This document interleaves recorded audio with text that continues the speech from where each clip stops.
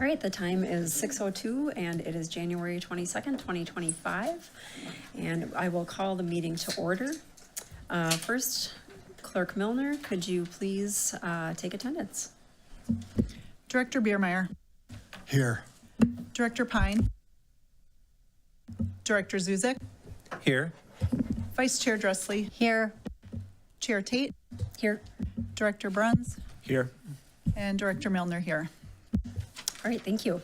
Now I'd like to ask all who are able to please stand and remove your headwear for the Pledge of Allegiance. I pledge allegiance to the flag of the United States of America and to the republic for which it stands, one nation, under God, indivisible, with liberty and justice for all. Thank you. And now I am looking for a motion to approve the agenda. Zuzek moves to approve the agenda.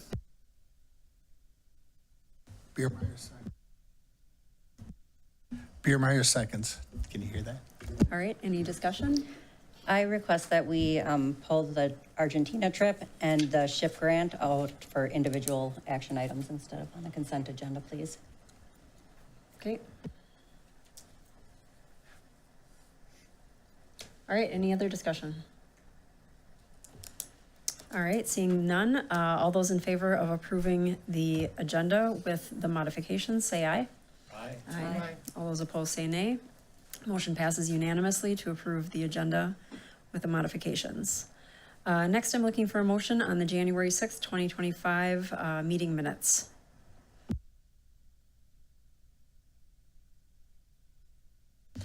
Bruns will make a motion to approve the meeting minutes. Dressley, second. Any discussion? All right, all those in favor of the January 6th meeting minutes, say aye. Aye. All those opposed, say nay.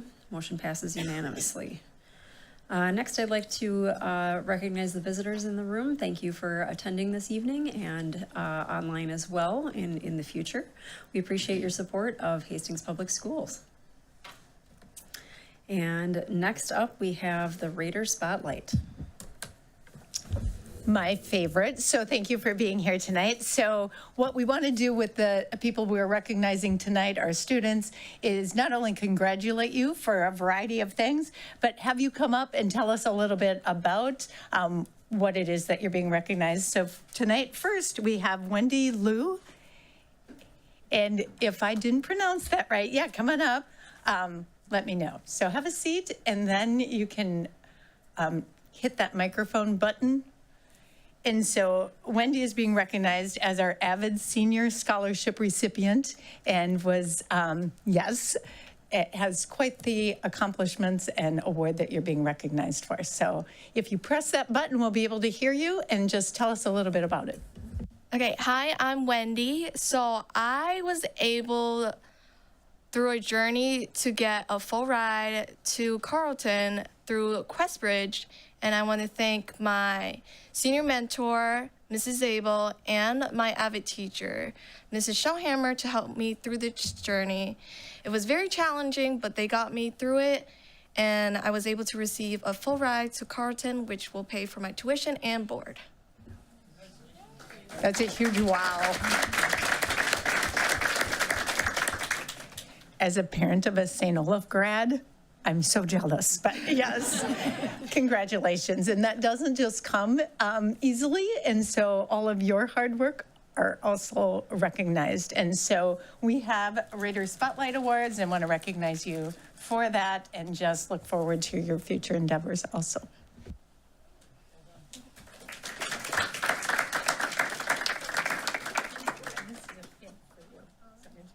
There you go. Congrats.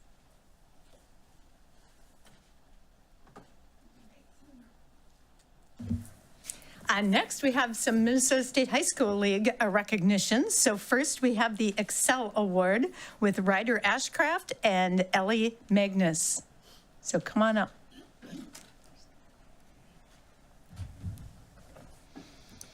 So tell us a little bit about the Excel Award and anything else to share.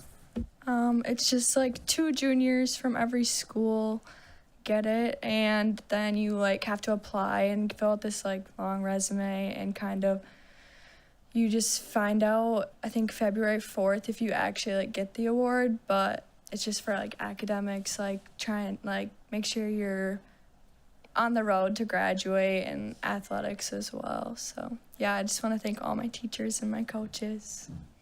Excellent. Can you tell us a little bit about your resume and the things that you're involved in? Yeah, right now I have a 4.0, and I hope to for the rest of my until I graduate. But I am in Link Crew, Spanish Honor Society. I do track and soccer, and I have 7 school records for track, and I've gone to state since 8th grade, and I have a conference record. So yeah, that's very proud of that. As you should be. So congratulations. Thank you.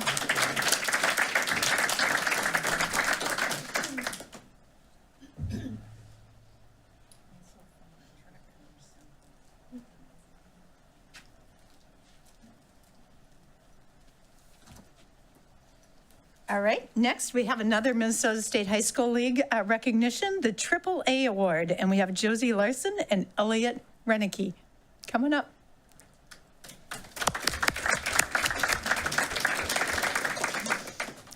Same thing, if you can tell a little bit about yourself, that process, and the things that you're currently involved in. I'm Josie, and so the AAA's award is an award given out to 2 seniors for excelling in academics, athletics, and arts. And for me, I'm on the swim team. I'm in orchestra, and I have a 3.97 GPA. And so what we do is we list all of our extracurriculars, and then we apply to a higher state level to be chosen from a larger pool of recipients to be chosen to be recognized. And what's that date? Do you know, for the next pool recognition? Is that same, the February 4th? I'm sorry, I'm not sure. I would assume so, but I don't know. Okay, all right. How about plans after graduation? I plan to go to the College of St. Benedict to study global business leadership and swim on the swim and dive team.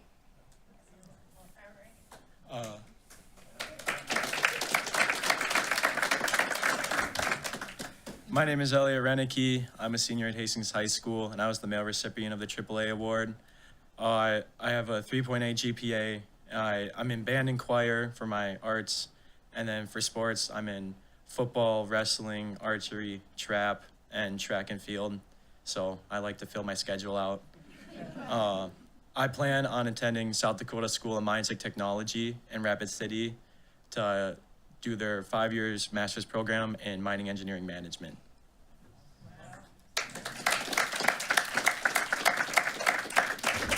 And we can all vouch for your arts and music and the athletics as we watched you on the football field with your instrument as well. So congrats.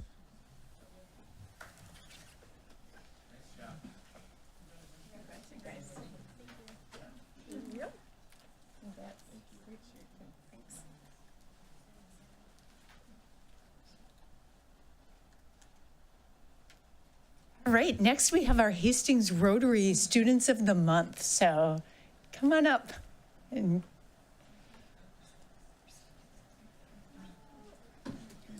do you want to just give us an overview, and then we'll introduce our students? Yes. And one is being recognized tomorrow morning. Yes.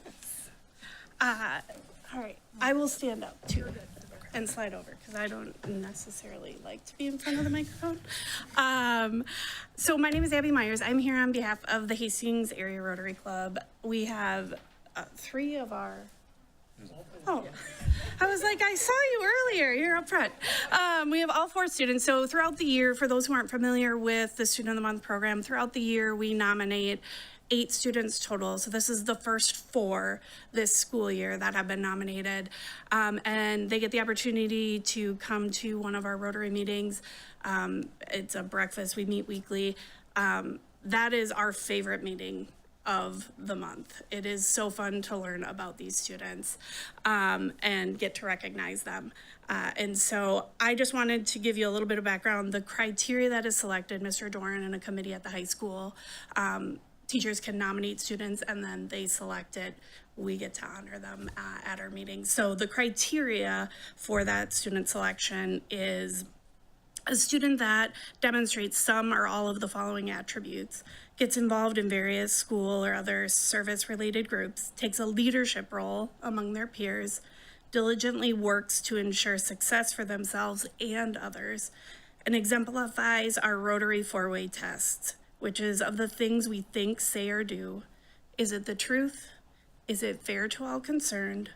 Will it build goodwill and better friendships? Will it be beneficial to all concerned? So I will let these students talk about themselves versus me talking all about them. But we're just really honored to be here and honored to be able to recognize these students. So I will let you guys take it from there. So who wants to go first? Hi, I'm Nathan. I'm the most recent Rotary Student of the Month, and yeah, do you guys just want to know what I'm doing? Like what I'm up to? Sweet. So, yeah, I'm a large part of, I've been a part of show choir for 4 years of high school. I'm part of Riverside Company. That's like my main thing that I do. Outside of that, I'm a part of the theater program. With that, I'm also a part of Link Crew, Peer Helpers, the Ultimate Frisbee team, Swim and Dive team, and I'm probably missing, YIG. I was an appointed official this year. I was the executive assistant of our youth governor. That was a lot of fun. So yeah, I do a lot of stuff, but performing is my main thing. I am planning on going to Mankato for a musical theater performance. And then after that, I'm planning on moving out to New York to perform on Broadway.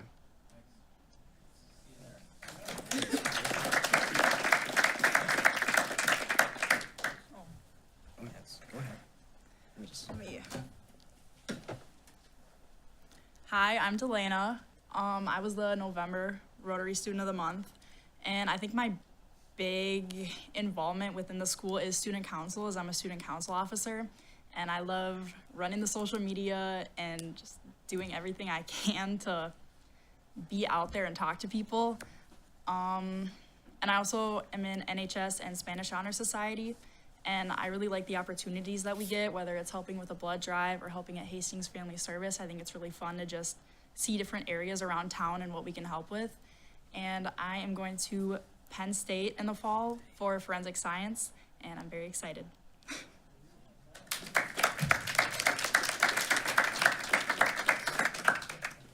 I'm Lucas. I'm an NHS officer. I'm a part of Peer Helpers, and then I'm the captain of the football team, basketball team, and track team. And then I'm planning on going to Carleton in the fall, and I'm going to go play football there, but I'm not 100% sure on what I want to major in yet. So.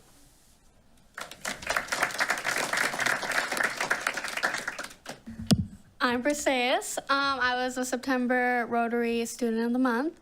I was nominated by Miss Cardell, Miss Malin, Mr. Casperson, and I'm missing one. Oh, and Miss Jagger. I thought I'd recognize them because they're all great. I do school board, Link Crew. I used to be in Youth Ambassadors, which is fun. And I do, I am an ambassador / leader of art club, and I am in choir and ceramics. I'm Mr. Casperson's aide. And yeah, just a lot of art programs. And I just love helping people around the school and doing just whatever I can to be involved with school things. And I especially love being on the school board and just seeing everyone's faces. So, yeah.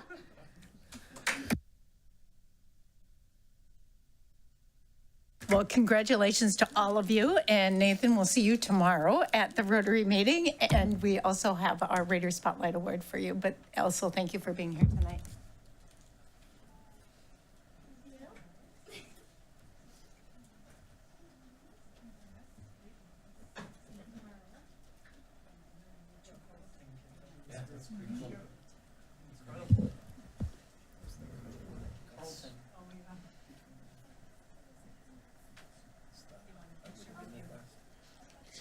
Well, congratulations to all the students. It always amazes me to hear all of the incredible things that you're all up to, and you are very, very, very busy people. And then to have high grades on top of all the things you do, it's just amazing. So well done. Next up, we have our public comment session, and at this time, the board will hear comments from the public. We have one speaker tonight who will be recognized and allotted 3 minutes of time. We have a 30-second sign to alert to the time remaining, and as well as a signal at the end of the time. We ask that speakers state their name for the record and refrain from using this time to criticize or complain about any specific employee by name. Be aware that the school board is interested in hearing comments from the public and will listen carefully, but is not obligated to respond or debate in this setting. We request that speakers be respectful. At this time, I'd like to invite up Ms. Hedin.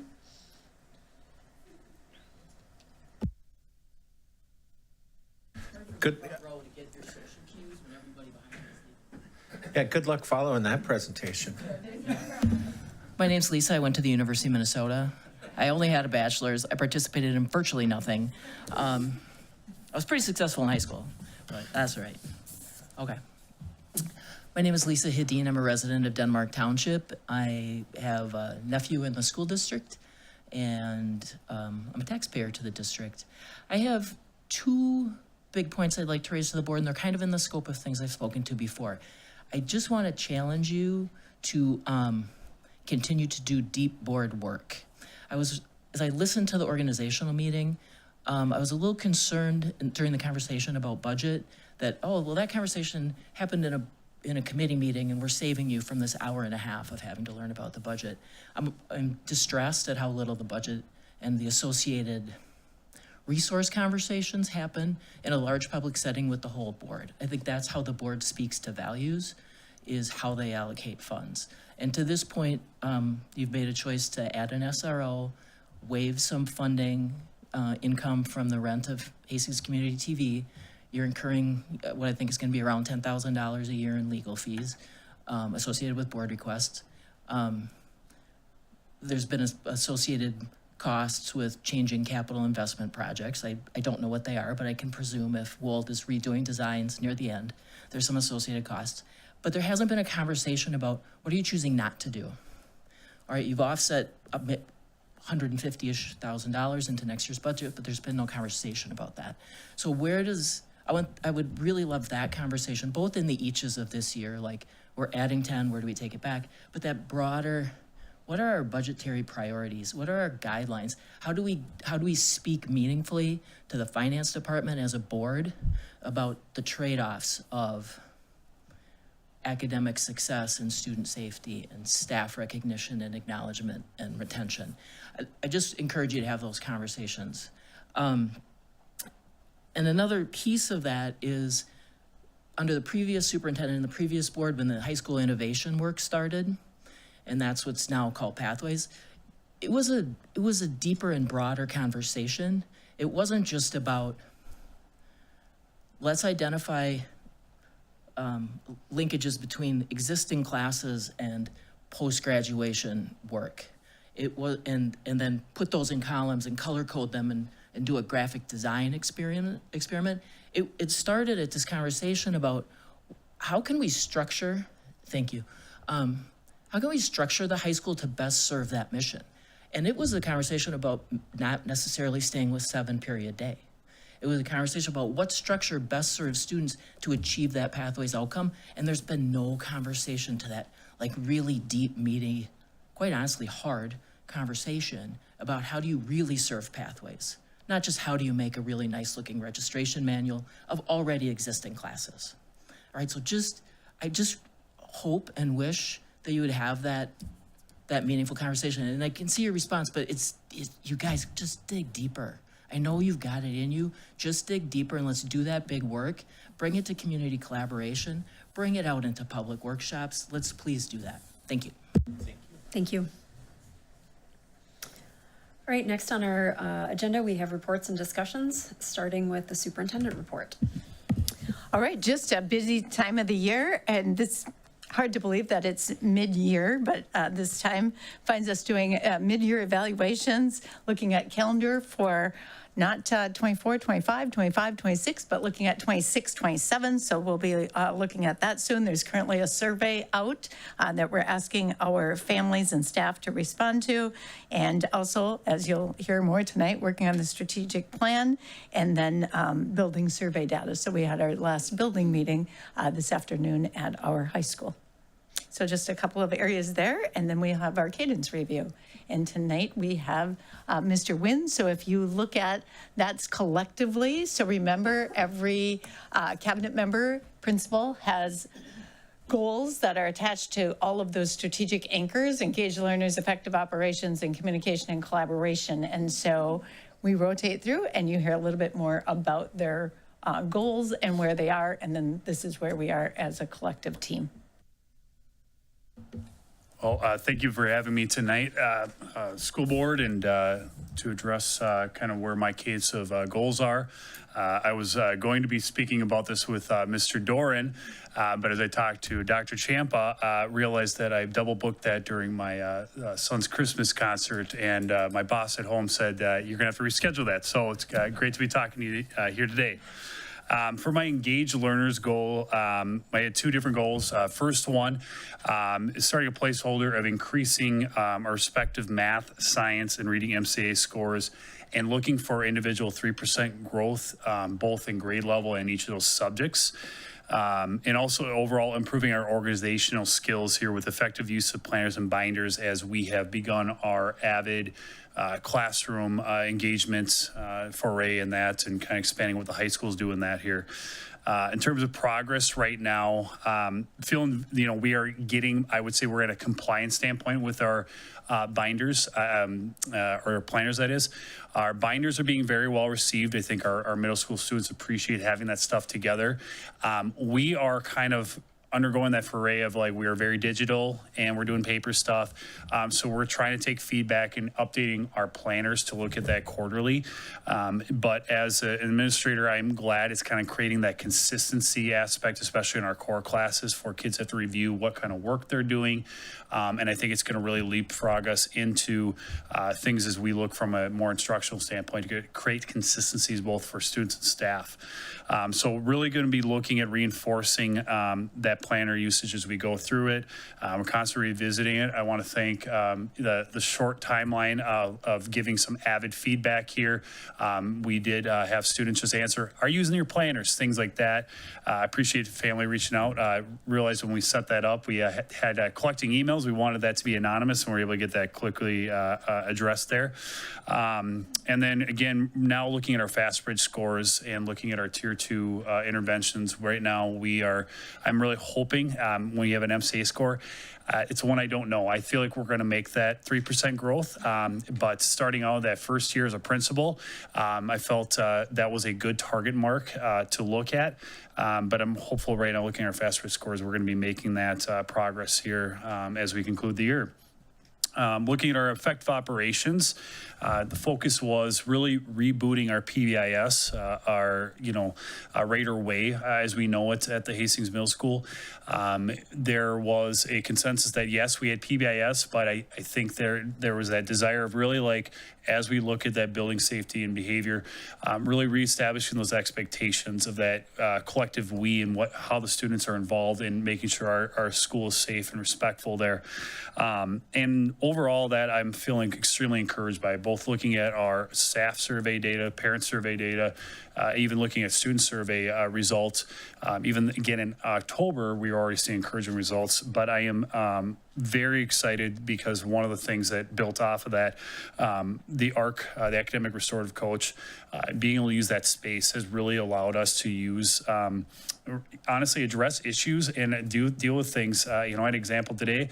Mr. Adaman worked with a student, got frustrated, was not respectful with the teacher, and in that moment, now Mr. Adaman was working with that, but we were able to work with our academic restorative practice to actually work with the coach to address the issue in the moment. And it's really provide leverage to really utilize those supports in there, where sometimes, I'll be honest, in my past experiences would have resulted in school exclusion. So we're able to still maintain the dignity of the staff member, but also keep those kids in school and sometimes handle those issues really quickly. So one thing we're trying to do now is connecting those ideas of PBIS with our academic goals. And so I'm going to steal this from Dr. Champa. I heard alignment was her kind of code word here. And now I want to try to pull that here as consistency. And so that's really that kind of framework from PBIS and looking at our Raider way. And now I'm trying to use that with our staff messaging, whether it's looking at something from a cell phone, how we're handling that cell phone procedure, how we're handling things in the hallway, having that consistency, but now bringing that into the classroom. So if I come back here, we're looking at our planner use. That planner also is PBIS, having that consistent experience. I want our individualized staff members to express their meaning on there, but I really want to make sure to ensure that our kids are getting a consistent experience across the building. And I feel like that we're going to get that here with our PBIS framework. And then finally here, our next goal was really kind of strengthening communication and collaboration, not only between myself and the staff, but students and families. And I really want to thank the district for starting our, I don't know if it's Aptigee or ThrillShare, there's so many different names, but I have an unbelievable tool that I'm able to text and email families by grade level, on a dime, if I need a specific thing. I want to thank the district office. I wanted to reach out to our incoming 5th grade families. And before you know it, I had a quick thing. I can reach out to all of our 4th grade families currently at the 3 elementaries to let them know, hey, you're going to be coming here next year. We're starting our registration process. Here are the classes we're able to register to. And I do feel that's been a valuable tool here. And that allows us to adapt on the fly. So if there's an issue that comes up, we want to address something in there, or it's just small things. I do feel those tools have been really, really strong and able to make sure we're making strong partnerships with our families. And again, looking at the staff, making sure that we're getting good communication. And thankfully, we've had staff survey results that feel like I'm creating that atmosphere, but constantly creating that reflection of how can I do better to make sure their voices are heard. Any questions? All right, well done. Thank you. Thank you for having me.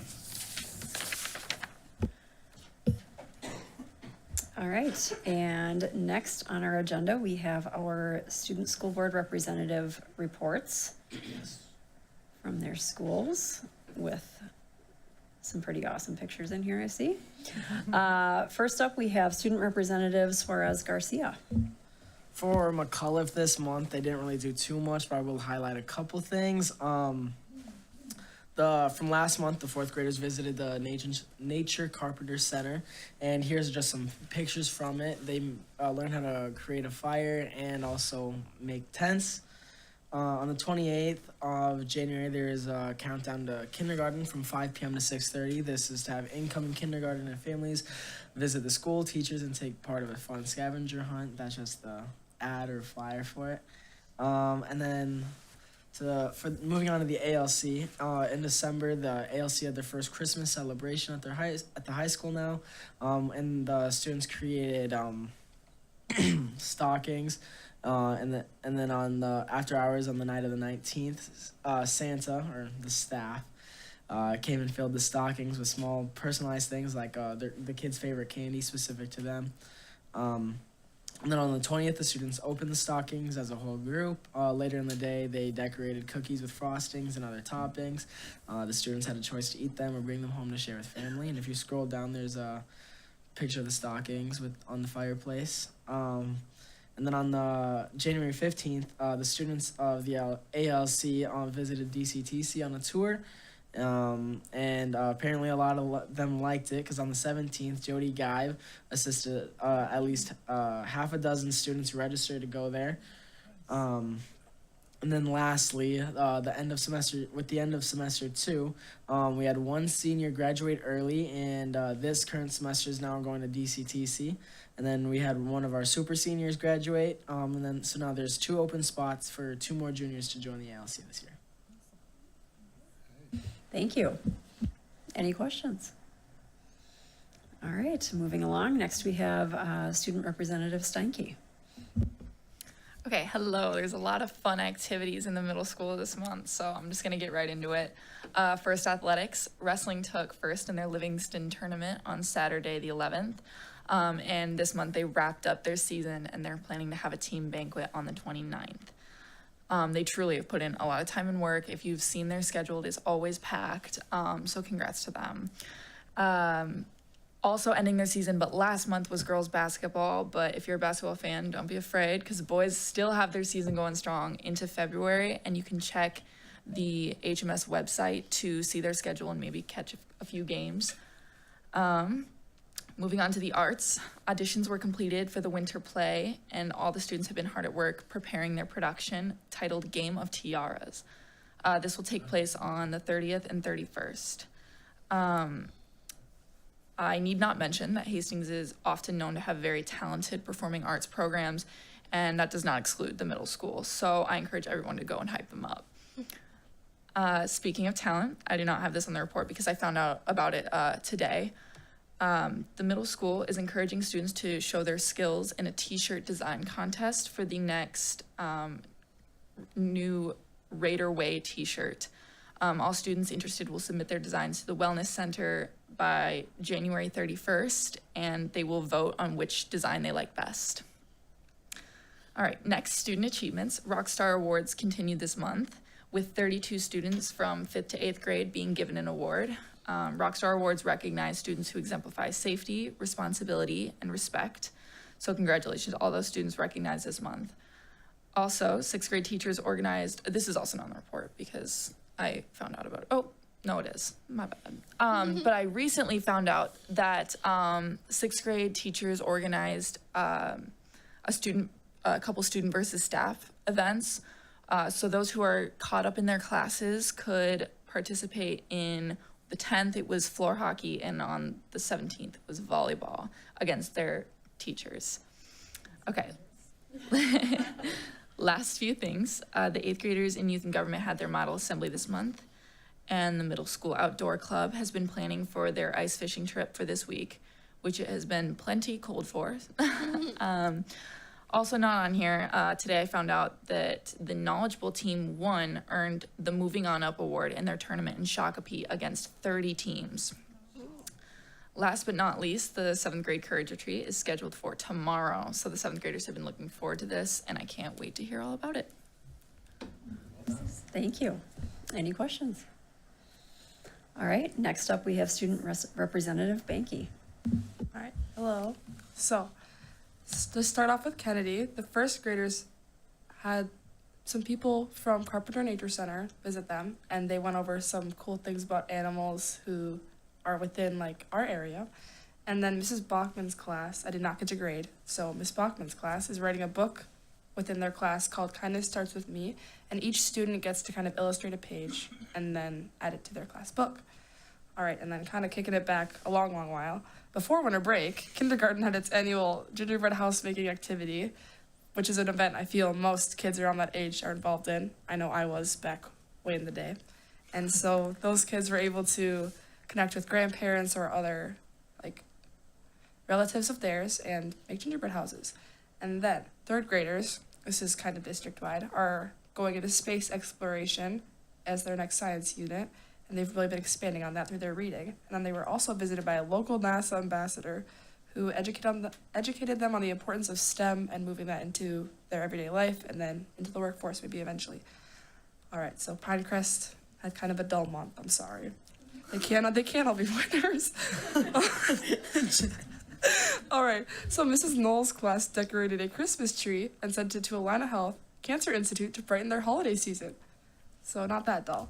And then volunteers from the Carpenter Nature Center helped students learn about the animals of the St. Croix River, and the students found it very fun and engaging. As you can see, there was an owl there, pretty fun. And then a little district-wide event for all of the elementary schools, so I'm stealing a bit from McCullough and even the high school. So last week, 4th graders were able to visit the high school and got to watch the demo concert, which is put on by the top musical groups at the high school, so that would be Wind Ensemble, Select Chorale, and Concertino. And then myself, Representative Suarez Garcia and Representative Rosanaco were all involved in that, them in choir, me in band. And we all know it's a very fun thing to perform for the students, and the students engage and have a lot of fun there. And then this helped them decide if they want to go into some sort of music program next year at the middle school and what they want to go into.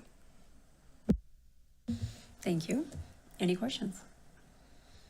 All right, and last but not least, we've got Student Representative Rosnaco. Hello again. So for the high school, students have worked very hard this month getting ready for their semester 1 finals, and I know I have. So whether it's a freshman taking their very first finals or seniors like me and Representative Steinke taking their very last finals, this month has been a big one and it always will be. So like usual, there's a few sports highlights. Boys wrestling is getting ready for their sections at the moment. Hastings archery team made their very first debut. Didn't get to add pictures onto here, but I saw some on the Hastings Journal. And boys and girls basketball continue to thrive. And a few shout outs that I want to mention.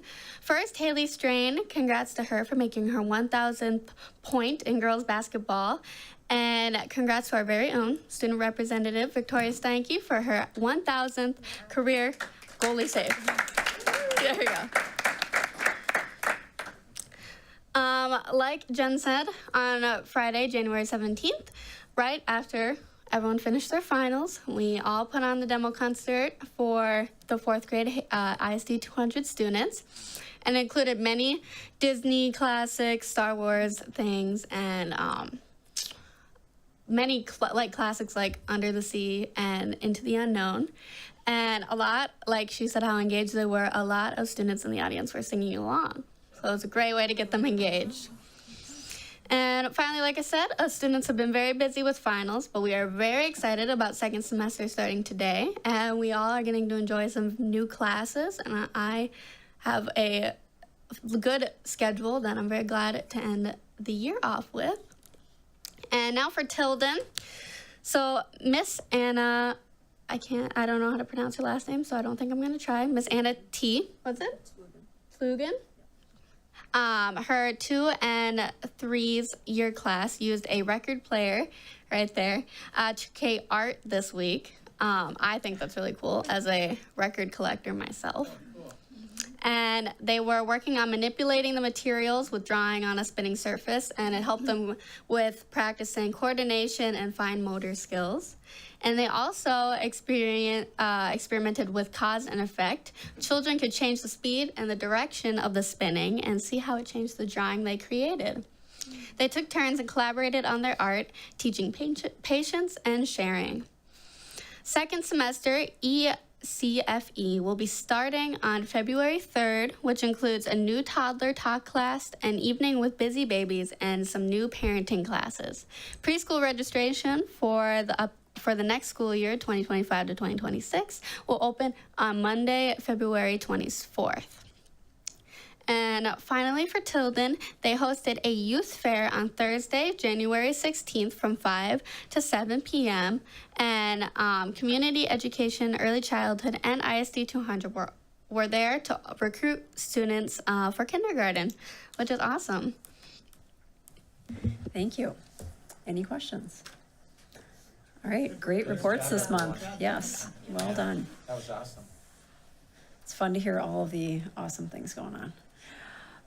Next on our agenda, we have a strategic plan draft review. All right, so you have, you've seen this earlier. This is now small. So this is a result of the earlier meetings that you had with Gail Gilman from Minnesota School Board Association. And there's also, not attached, but there's a rationale document as just looking at, so mission vision did not change because that hasn't been addressed at all. Thank you for making that work. So once we just took all of the information from first the survey, school perception survey, and then the input, whether it was the in-person session or the follow-up online comments. First, the academic excellence and equity, that core area was addressed in the community input session. There were 93 related responses to academic disparities and enhancing student achievement. There were 72 additional ones to expand educational opportunities, fostering a more connected school environment, and emphasizing inclusivity, cultural responsiveness, and representation for all students. There were 48 related responses there. And then in the survey, we had areas recognized by our parents as priorities for the district, as number 4 was career and technical education, number 5 was college credit opportunities, and number 6 was community business partnerships for students. So that gave us really some background and rationale for that particular area. And then what does that mean inside? And so these, again, are drafts for you to consider. Rigorous and differentiated learning experiences, cohesive curriculum development and collaboration, robust secondary pathways, targeted support for academic achievement growth for all students, and community partnerships for student experiences. Moving on to the next area, staff support and retention. We heard that 53 related responses in the input session or the follow-up online information. Recruit and retain high-quality staff was the number 1 priority from our parents and guardians in the school perception survey. And our staff ranked support as I have the support I need to educate our students as a 3.76 out of 5. And also staff are accepted, respected, and supported at our school was a 3.81. So recognizing those things led to the staff support and retention. Competitive compensation and benefits aligned to area standards, professional development tailored to meet the needs of educators' individual growth, school district goals, and student success, and a supportive work environment. The next area was safe and respectful learning environments. And this one is a little unique just because we hear safety and security often, but I think we heard additional feedback and comments that can also be disrupted learning environments. So this is a blend then for physical safety and then also those respectful learning environments. And there we heard about enhancing school safety and creating a respectful, disruption-free learning environment. We had 87 responses there. School safety and security came out as the number 1 priority from our parents and guardians in the survey. Student behavior and discipline was recognized as the number 2 priority. And then what makes learning hard for students? When students were asked that, our students in grades 4 through 8 identified distracting behaviors from other students as the number 1 element that makes their learning hard. And our students in grades 9 through 12 identified distracting behaviors from other students as the number 2 reason that makes learning hard. So that identified that safe and respectful learning environment, enhanced safety and security, promoting responsibility and focused learning, fostering respectful cultures. Effective operations, this one's interesting. This one didn't come up at all. However, we talk about this is our foundation. So if we were in a different place, this is all we would be talking about, would be finances, those type of things, kind of like the air we breathe, but really looked at here, streamlined processes and systems, resource allocation and management, and sustainable practices. And then lastly, communication and collaboration. This one, strengthen connections within the community. We had 38 responses on that, and then fostering a more connected school environment. 48, and community business partnerships for students was identified as the number 6 priority. So all of those things are embedded here with communication and collaboration being transparent and timely communication, collaborative decision-making, strengthen internal alignment, community partnerships, and family and community engagement. So right now, feedback on those anchors, and then from there, we'll have an operational plan that will be more comprehensive. Comments, questions? Correct me if I'm wrong, but I believe the community collaboration event is going to touch on this, right? So we are going to have an opportunity to hear from the public and get their feedback on this proposal, on this draft. And that event is on February 19th at 6 p.m. in the Hastings High School Lecture Hall. So we invite any and all of the public, staff, students, parents, anyone who wants to come and give feedback on that to please attend and let your voice be heard. So that's the plan on that. And then I believe we'll be bringing this back to the regular meeting at the end of February to vote on. And prior to that, anything that there's a concern over that didn't seem to fit, or you just want to take it to that group next with a hands-on activity? Yeah. Director Zuzek. Yeah, thank you. Under safe and respectful learning environments, Dr. Champ, I appreciate that you talked about safe and you also talked about responsible, and I see that in anchors 1 and 2. and focused learning. I like the word focused instead of disruptive, because what it does is in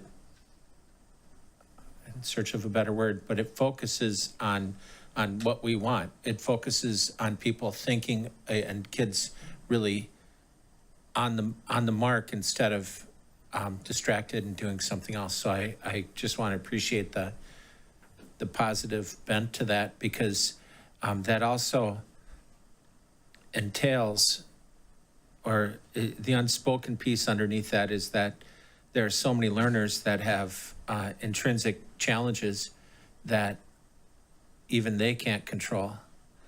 And the positive approach is much appreciated.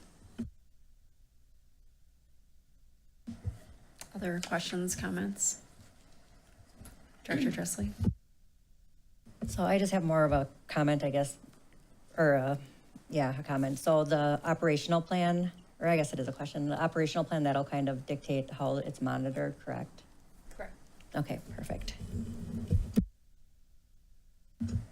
Anything else? All right, not for tonight, more to come, I'm sure. So thank you for all the work you put into that. It looks great. Yeah. Thank you. Next up, we have a READ Act update, and I'd like to welcome Mr. Andy Larson. And Mrs. Bree McNamara. Oh, sorry, and Ms. Bree McNamara.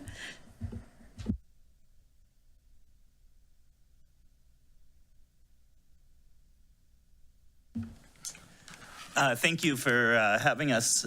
We wanted to do an update on some of the READ Act things that have kind of changed over the last 6 months, but we also wanted to share an update on our literacy implementation with our elementary curriculum, and then also share some of our FastBridge data. In January, we take all of our mid-year FastBridge tests and wanted to share some of the literacy data with all of you tonight. So. Right now, this year, as you all know, we have many of our educators taking science of reading training through the core company. And right now, the list up there are all of the teachers that are currently taking this. So all the way from pre-K up through high school, we have a variety of different teachers all involved in taking this training.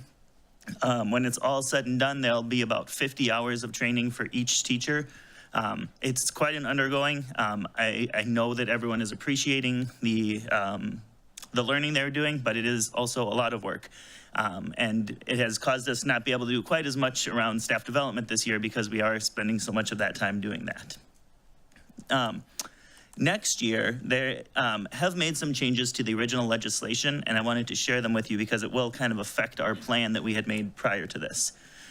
Originally, the goal was to have phase 2 educators, that would be our secondary ELA teachers, take training next year. Because of the new ELA standards and the extended amount of time that's being put into the programming from our phase 1 educators, MDE has decided to push off that phase 2 until the following year. So our phase 2 educators will not start their training until summer of '26. What that means is that all of those ELA teachers will have one more year before they take that training. They also have not said if that will be the same training as of right now. I believe one of the questions that has come up is there a different level of training that our ELA teachers at the middle school and high school need as compared to the programming that our elementary teachers need? So that is one of the things that they are looking at. They have also added in an additional level of phase 1 educators. So originally, the legislation did not call for EL teachers. They actually added English language teachers to the main list over the summer. And because we had already started all of our training and gotten everything underway, we were not able to have that group join us at the time. So this coming year, we will be having our EL teachers along with any new pre-K or elementary or special education teachers, along with any new 5th grade ELA teachers taking this training. So there will be a small cohort that will be taking it next year, Dr. Champa is currently working out how we're going to run that. We won't be having that professional development during our PD times, just so that we still open up that time. The other piece to that is that there is going to be alternative training for our paraprofessionals. When this first came out, paraprofessionals were listed in the Phase 1 educators group, and knowing that it was a large amount of time that was being put into this training, they are coming up with an alternative training program for our paraprofessionals so that they can receive training in science of reading that doesn't necessarily require all of the work that our teachers are undergoing right now. So this year they will be piloting those paraprofessional trainings, but then also looking at what that could look like next year. They haven't come out and said exactly what it's going to be right now. They've just said that there will be 8 hours of training for those paraprofessionals that will have to be done next year. With that, I wanted to just talk a little bit about our new literacy curriculum that you approved last year, Wit and Wisdom. Just kind of go through a couple of the things that we have seen since implementation in September. So all of our K-4 classrooms and 5th grade ELA classes started this program this year. One of the things that you will hear if you talk to teachers is that we have some of the most dedicated teachers in the world. They have put in so much time into this program, well beyond what they had done in the past, and knowing that it was so valuable to our students, they have truly gone above and beyond to be able to do their best teaching every day. When we look at the content of what we're teaching, we're really focused a lot more on background knowledge and content. The science has come up time and again that if students have a strong background knowledge in what they're learning about, they can actually read at a higher level than what they can in a normal circumstance. So that's been a big focus of their programming. We also have talked about higher level thinking and comprehension skills, something that our previous curriculum was not using to the level that it needed to. And the biggest thing that our teachers have noticed is an increase in writing instruction and the expectations that we are holding students to. To showcase that a little bit, I have taken some pictures of writing samples across the K-5 programming. So I'm gonna put them up on the board here and you can kind of see the progression as we go. So in our kindergarten classroom, they are currently learning about farm animals. And so you can see that not only do they have a picture, but they also are actually writing sentences using capital letters and periods. And this is January of kindergarten, so it's a high expectation to be able to hold students to. In 1st grade, you can see the progression goes to an even higher expectation of being able to write. These are 8-9 word sentences. That is a very high amount of thinking for our students to be able to do. In 2nd grade, we do a lot of graphic organizers focused around vocabulary understanding using a Freyer model, if you're familiar with that, on the left there. And then on the right is a sample of writing that showcases the amount of expectation we have of our 2nd grade students. 3rd grade, again, using graphic organizers to start talking about topic sentences, elaborating, providing evidence. And then on the right is a sample of an end of module project on giant squids that the students in 3rd grade were writing about. 4th grade, again, we're now getting into a lot more in-depth writing, multiple paragraphs. Both of these are filling up the entire page. On the right, you can see there's a poem board outside of one of our teachers' classrooms. They read the poem, the book, Love That Dog, which is a book written in prose. And the students all then kind of wrote their own poem that was put together onto a big board outside. When we go over to the middle school, our middle school teachers, I think, are the ones that have talked about this the most, is that they have seen a drastic increase in the amount of writing that their students are doing than what they've done before. If I had shown these samples to our teachers last year, our fifth grade teachers last year, that third grade sample is probably where they would have thought their students were writing at. So to be able to come and produce large amounts of writing here, and not only that, but deep thinking about what they're writing about. It really is showcasing the amazing power of this curriculum. Just like Student Representative Suarez Garcia had talked about earlier, and Student Representative Benke, I also got to have some pictures of some of the things that were going on in our schools. So Representative Benke talked about the third graders learning about space. That is part of their science programming, but it is also the big unit that they are doing in Wit and Wisdom right now. And so one of the teachers reached out to the NASA Ambassador Program, and Terrence Flowers, who actually also used to be a school board member, you remember him, very good. So he was very excited to be able to come in, talk to the students about aeronautics and space travel, all of those things. Did it for all of the students at McAuliffe, and I know that the other schools are now looking at expanding out and asking them. And again, as Representative Suarez Garcia said, we do have our fourth graders going to Carpenter Nature Center. Why that's important here is our fourth grade module 2 is on extreme settings. So students are reading the survival handbook, they are then reading Hatchet, and now because they have gone out and done this, they now have a firsthand account of what it's like to build a fire. Maybe not in the same situation as Brian Robeson, but in a very similar case. So it was a great experience for all of them. Our teachers have really been trying to align experiences like this with the Wit and Wisdom programming. I know that's something that we'll continue to do. We're seeing our students have huge connections to what we're reading and what we're learning about outside of the classroom too. I'm going to hand off to Mrs. McNamara here, and she's going to talk you through some of the FastBridge data. So we'll just take a quick look at our winter FastBridge assessment data. That's our universal screener, so it just gives us kind of an overview of how students are doing. It helps us to really identify what student needs are and really tailor our programming to meet each kid's individual need. I wanted to start just by giving a little bit of historical context. So typically, from fall to winter, across the nation, when we use a universal screener, it's really common to see a dip in data. So see that proficiency kind of dip a little bit, and then in the spring it kind of cycles back up. So this is some historical data from Hastings to give you an idea of what that typically looks like fall to winter. So you can kind of get a gauge of how historically our data dips down. And then the other thing to just keep in mind is we are adopting a new curriculum this year, which typically does impact your data for a bit. And fall to winter is approximately 12 weeks of intervention instruction.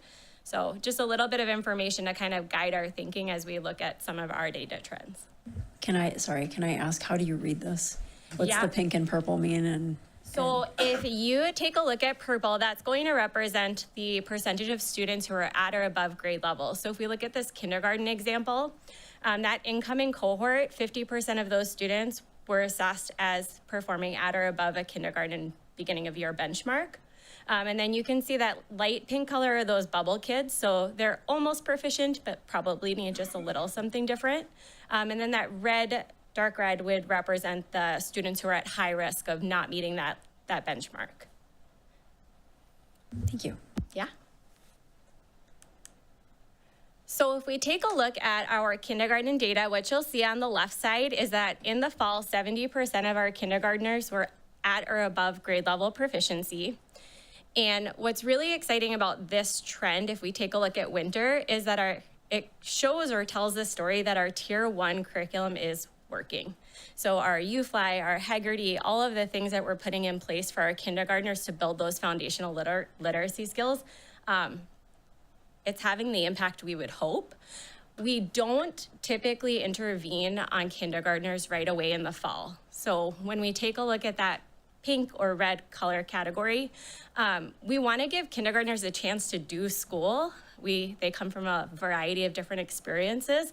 And so we'll intervene on some kids, we'll take a look at the data, we'll provide some bursts of intervention, but winter is really where we come together and say, okay, here's what we've noticed as we've gotten to know these kiddos. Here's what they truly, who are receiving some tier 2 interventions. That's starting to shift. We're changing the narrative and supporting those students, and we're seeing already after just 12 weeks, some movement, which is pretty exciting. When we look at second grade, on the left, you have two different measures when we get to some of the upper grades. So on the left-hand side, you'll see what's called our CBM data, and that is just our oral reading fluency. So students read a passage, we record their miscues, they get 1 minute, and we kind of get a gauge of how many words per minute they're able to read accurately. You'll notice that we maintain sort of that 60% of students who are at grade level, and it's kind of hard to see on this graph, but we decrease the number of students who are high risk by 8. And I know that doesn't seem like this grand number, but in just 12 weeks of intervention to have that kind of movement it's pretty remarkable. And on the left-hand side, you'll see rather than have a dip with our broad literacy skills, which is what A reading measures, we do have a slight increase, which is pretty exciting too. Our third grade data, you'll see a similar trend. So our students who are at or above grade levels remaining about the same, and that high risk category is slowly starting to decrease. So we're seeing some movement and some gains. And then on the right-hand side, where we're looking at those broad literacy skills, so vocabulary and comprehension, you'll actually see a 6% gain, and you'll notice that that red bar, it is a whole lot smaller. So pretty incredible growth here too. As we look at our fourth grade data, you'll see two different data sets again. On the left-hand side, we have what we call the auto reading assessment, and that's comprised of 3 different subtests that measure encoding and decoding, which is kind of like our phonics, so recognizing word patterns and spelling.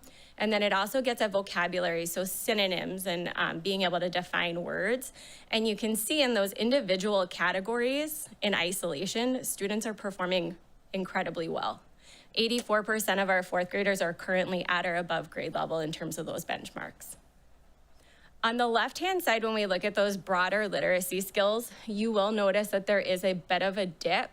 If we went back to that original slide with the historical context, it is kind of in line with what we typically see from fourth grade from fall to winter. So it does seem like a drastic slide. However, it's in line with what our typical data shows. And then just wanted to highlight a couple of key points that you can't see through our FastBridge data. So we've implemented some incredible intervention programming this year, and we're tracking our students weekly and bi-weekly to see are our students in intervention making progress, and are they making the type of progress that we would expect. We've set some pretty accelerated or aggressive growth goals for our students in intervention, gearing them up to make greater than 1 year gains, and in some cases approximately a year instruction, intensifying their instruction, and we'll continue to progress monitor and try to accelerate that growth. I will just add too, just so that everyone understands the importance of this idea of aggressive or accelerated growth. If we have our students who are in our intervention programming making what we would call a typical year's worth of growth, they actually will never catch up. So if we have a student who is at a first grade level when they're in third grade, if they make a year's worth of growth, they'll be in fourth grade reading at a second grade level. So this accelerated growth, the goal of it is to eventually catch kids up. Making a year and a half's worth of growth in a year is an amazing number for those of you who know statistics. It really is huge. But even if we were to make 1.25 years worth of growth, we would be working on getting them caught up as quickly as we possibly could. Are there any questions? First question, what was the timing of that second winter assessment? It must have been very recent. Yep. Yeah, we've just finished testing last week, so we've had the last 2 weeks to be finishing up those assessments. Excellent. And then we know from data from our school perceptions survey that all staff, including elementary staff, have said, my goodness, this big rock that we're pushing is very hard, and it's a steep hill that we're pushing it up, and they've been working their tails off. So have they seen the data for their classrooms yet? They have. All right. And then I don't know how to say this, but there must be some way to celebrate this growth.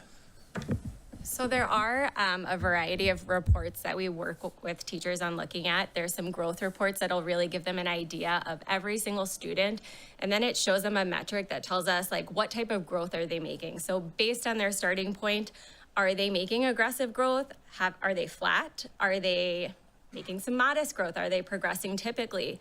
And what's really cool about the conversations with teachers right now is they're not just looking at those intervention kids. They're thinking about their tier 1 kids who are in that universal experience and saying like, okay, if this kiddo isn't making the growth I'd hope, what else can I do to enrich that experience, or what can I do to push those students as well? And so it's really let us kind of look at these different tiers of students and individualize our programming for them.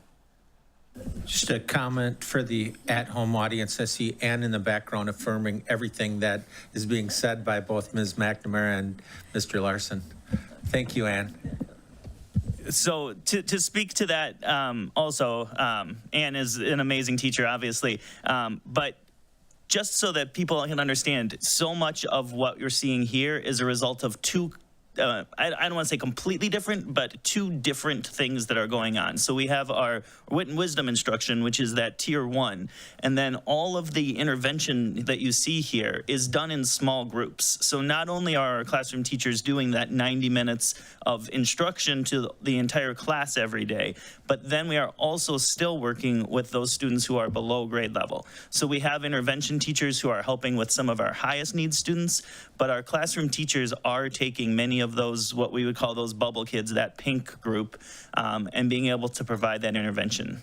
Director Zuzik, you said we would love to be able to continue to celebrate those successes, and many of our teachers have seen the data and are very proud of it, I think. It is the nature of an elementary teacher to always want to do better. So I think until those numbers sit at 100, 100, 100, you know, there's always going to be people who say, oh, I just got to do a little bit better. But we really know that the work is showing off immensely here as we work through this. And we, as best we can, try to celebrate people's growth and the hard work that they've done. Any other questions or comments? Director Bruns. I have a comment, a question. Going through this myself, modules 4 and 5, total bear. It's like when I think about like the hump in that training and the core and the OLA training, that can be a very difficult spot, but I hope staff are seeing in those moments what they've already done. Like, okay, it's adding to my repertoire, and then you get these other new strategies to use, and you're ready and excited to roll them out. And that's been a great thing to experience just on my end as someone who really doesn't even get to implement it. I just am doing it for the training and to be aware of what other folks are doing. My question is more focused on, as we look to phase 2, is the model that we've built for that professional development one that staff it's resonating with them, like this was highly effective compared to what we've seen across maybe other districts, and it's been fruitful?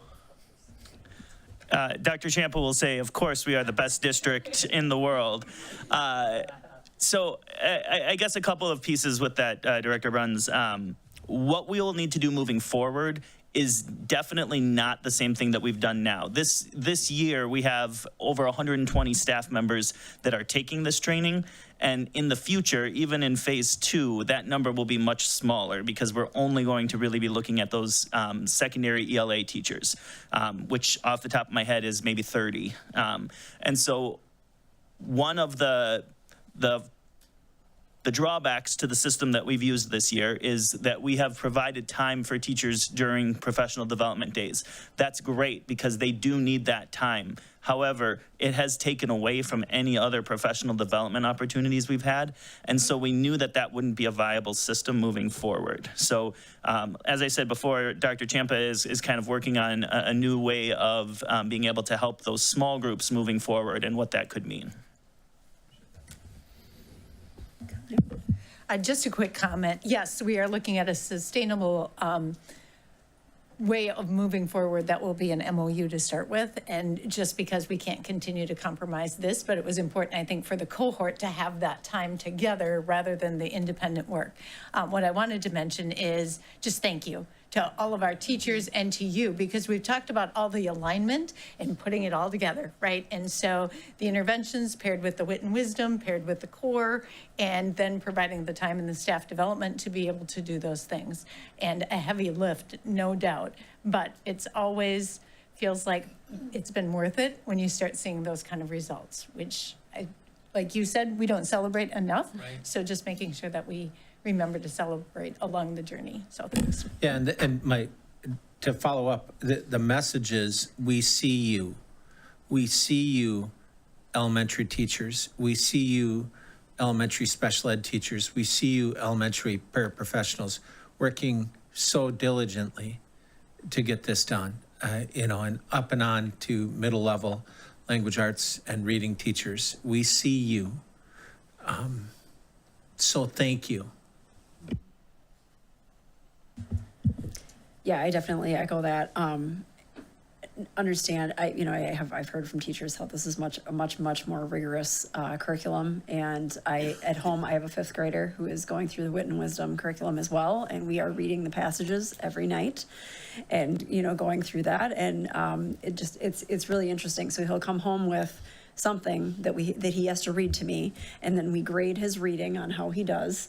With expression and the right pauses and all this kind of stuff, and then we read the same passage again and again and again, and it is truly remarkable to me to see the improvement in my own son's ability to read out loud. Like, it's amazing the transformation that has happened this year from prior years. So thank you for all the teachers who are going through this, and I mean I'm sure tons of parents are seeing this at home too and are just in awe by it. So earlier Mr. Wynn referenced that one of his goals, and it's along the lines of the other principles, that they're supposed to improve MCA scores and all this kind of stuff. And right, literacy is the absolute foundation of everything. So I have no doubt that once we get through this hump, that we are going to just see awesome things to come. So thank you for all involved in making this happen, definitely. And then I do have one question, and I don't understand a lot of what the legislature does, but do you know the rationale behind why they would pause implementation and training for the next grouping at all? So I have been in way too many MDE meetings. It's definitely not as fun as a school board meeting, I will say that.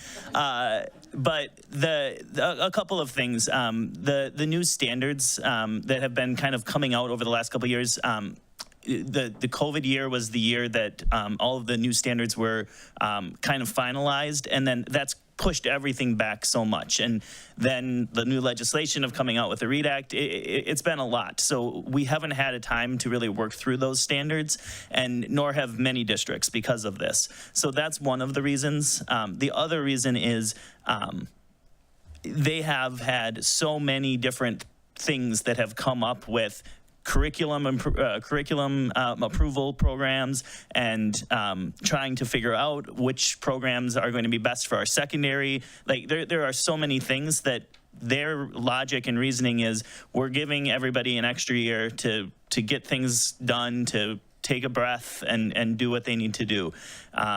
I also, in my own personal opinion, and this hasn't been said by MDE, I do think they're going to change the programming from the way that they were talking about it before to the way they are talking about it now.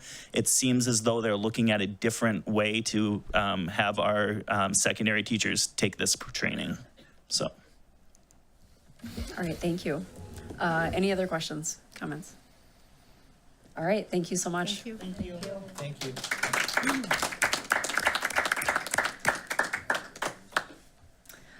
All right, and next we have a curriculum alignment presentation from Mr. Andrew Hodges. Welcome. Thank you. I definitely cannot follow that at all. They're doing excellent work. I also will say I was recently contacted by another district about our Wit and Wisdom implementation to ask how it's going. And the phone call ended up lasting quite a while. And then they asked, can we come visit? Can we come see it? And they have a lot more questions because they're looking at implementing it next year. So I was very excited to tell them all about all the cool stuff that's going on. So curriculum review is also one of my favorite topics. My first job outside of the classroom actually was Dean of Curriculum. I love looking at standards, building units, creating assessments, seeing it implemented, making changes to it because some stuff doesn't work. All of that's like my favorite thing. So one of the first pieces that when I started here was building on the work that Dr. Champa started last year on restarting their curriculum review process here in Hastings. And so I'm going to kind of go over this. I briefly went over this like 4 months ago when I was here, but I'm going to dive more into it tonight on this process. So tonight I'm going to be going through where are we with curriculum review cycles. I'll go through what these cycles are. What is our focus in these cycles and kind of why that's our focus.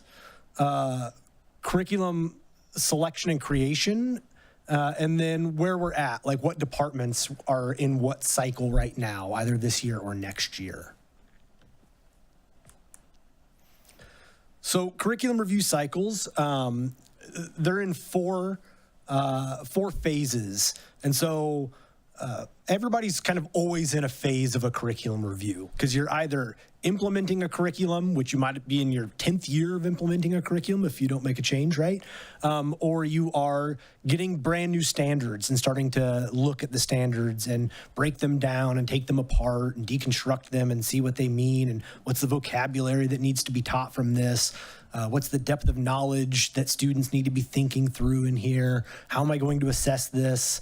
And so we start really, if you get new standards, with phase one, where you do a self-study of the current state, because you need to see what is my current state of my curriculum? What materials do I have? What am I teaching? What are my assessments? Are they representative of my students? Are they representative of the standards? What's missing from my materials? And so also identifying what do I need as a teacher to really learn more about how to implement curriculum or learn more about the standards. So really that's a self-study. Self is kind of in quotation marks. My dream would be to kind of be a guided self journey of that self-study to take people through that. It's not largely labor intensive, but it really is taking teachers through like, where are you with your curriculum? What data are you looking at to really see if your curriculum is effective? What conversations are you having? If you teach, for instance, algebra and you have another teacher that teaches algebra, how are we looking at collaboratively the data together? What are the differences in the way you're teaching it? You know, having those conversations so that when we go into developing the curriculum, maybe we can avoid some of those differences in the future. So then we go into phase two, standards and curriculum review, by far my favorite part. It's when we're actually taking the new standards that are out and breaking them apart. And the way the standards are written in the state of Minnesota is there's anchor standards, which are written as K-12 standards. And so they are kind of the overarching goals that by the time you leave high school, you should have achieved these sets of standards. And let's say in social studies, there's 25 of them. And so by 12th grade, realistically, you should have this set of 25 skills. And they really are more skill-based now than they used to be. Some standards used to be a lot more knowledge-based. They've shifted a lot more to be skill-based more recently. Now, if you are teaching an individual grade level, 3rd grade, or you're teaching government, you actually have benchmarks built off of those anchor standards. Those benchmarks are going to be more specific to your actual grade level or your course if you're in high school. You then break those down. What do those actually mean in relation to the anchor standard? So teachers start, for instance, this year, social studies and secondary social studies and secondary language arts met in 6th through 12th grade groups, and they broke down the anchor standards together. They had the conversations. What does this mean?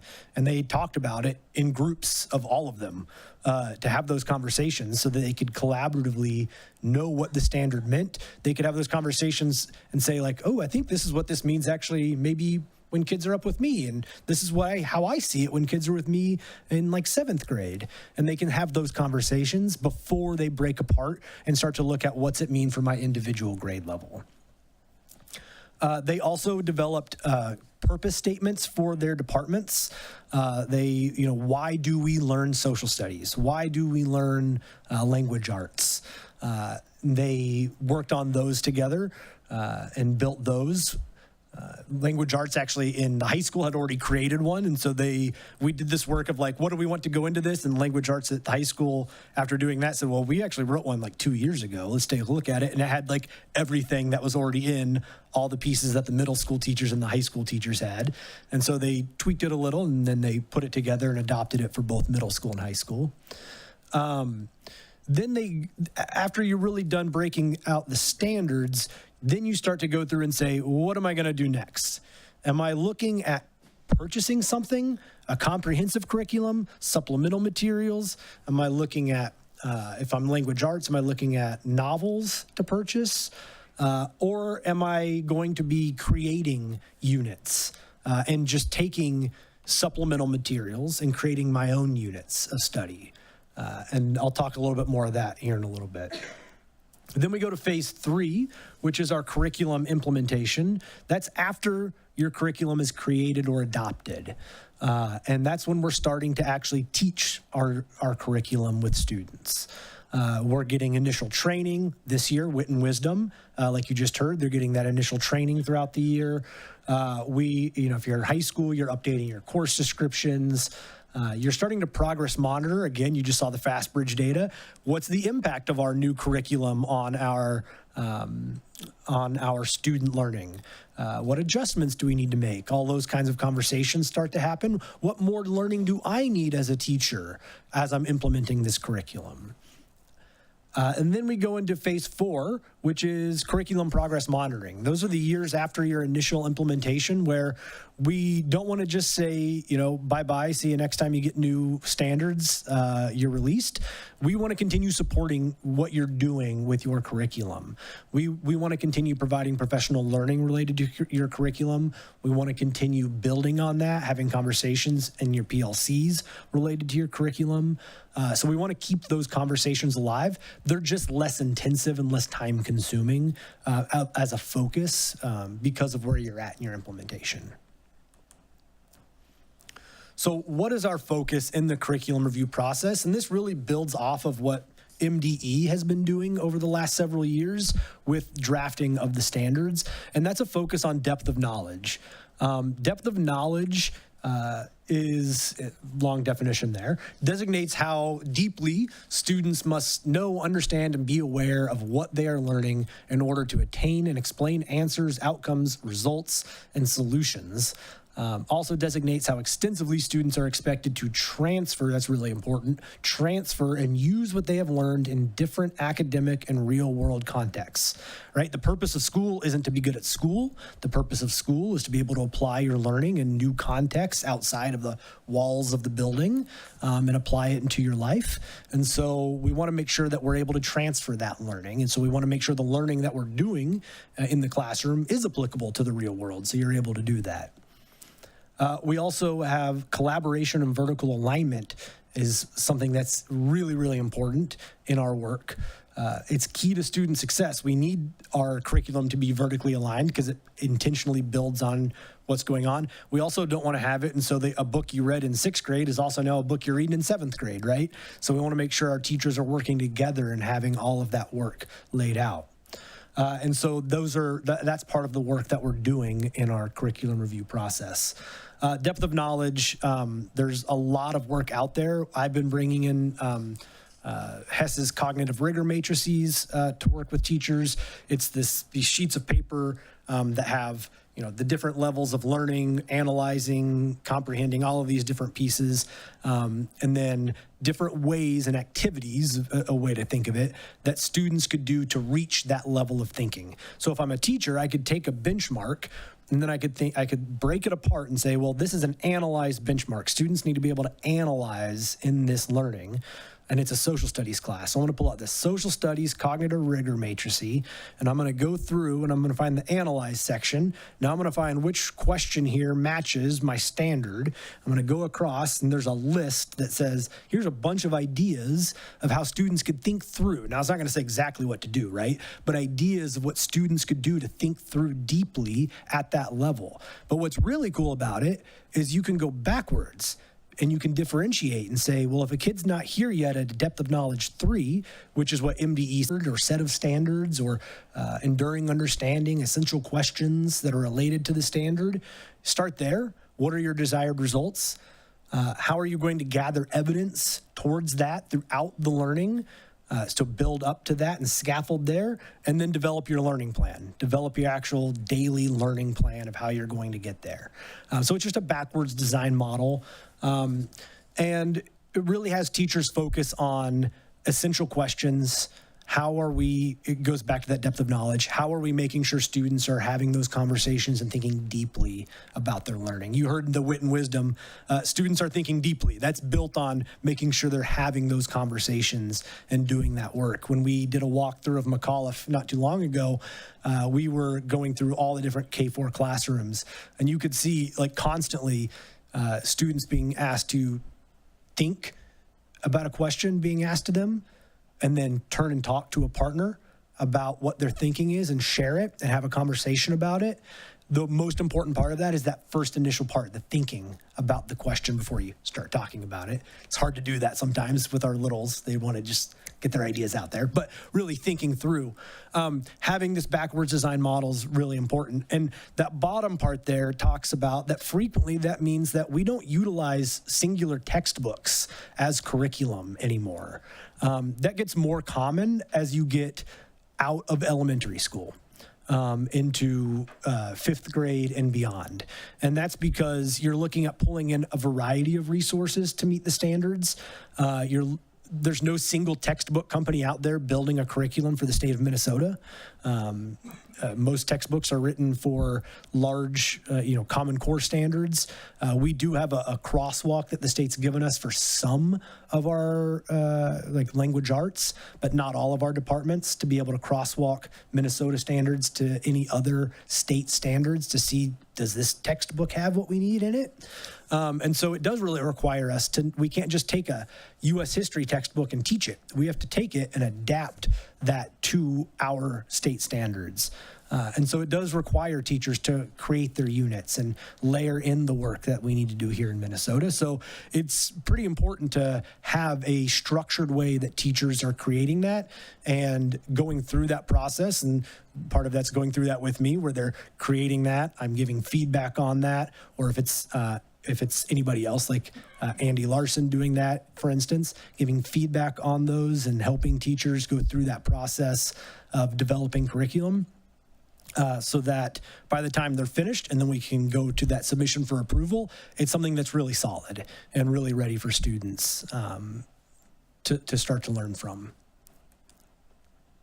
Currently, we have K-5 ELA and 5th grade science implementing new curriculum. You heard about Wit and Wisdom and where they're at right now, so I'm not going to dive into that. 5th grade science, they're implementing the TWIG curriculum. They actually have a training, I think it's a 2.5-hour training on the 27th coming up with our TWIG representative, really focused actually on student questioning and dialogue and how we get students to really think deeply about science questions and inquiry-based questions in science. So it's pretty exciting. I was meeting with TWIG last week about planning that with them.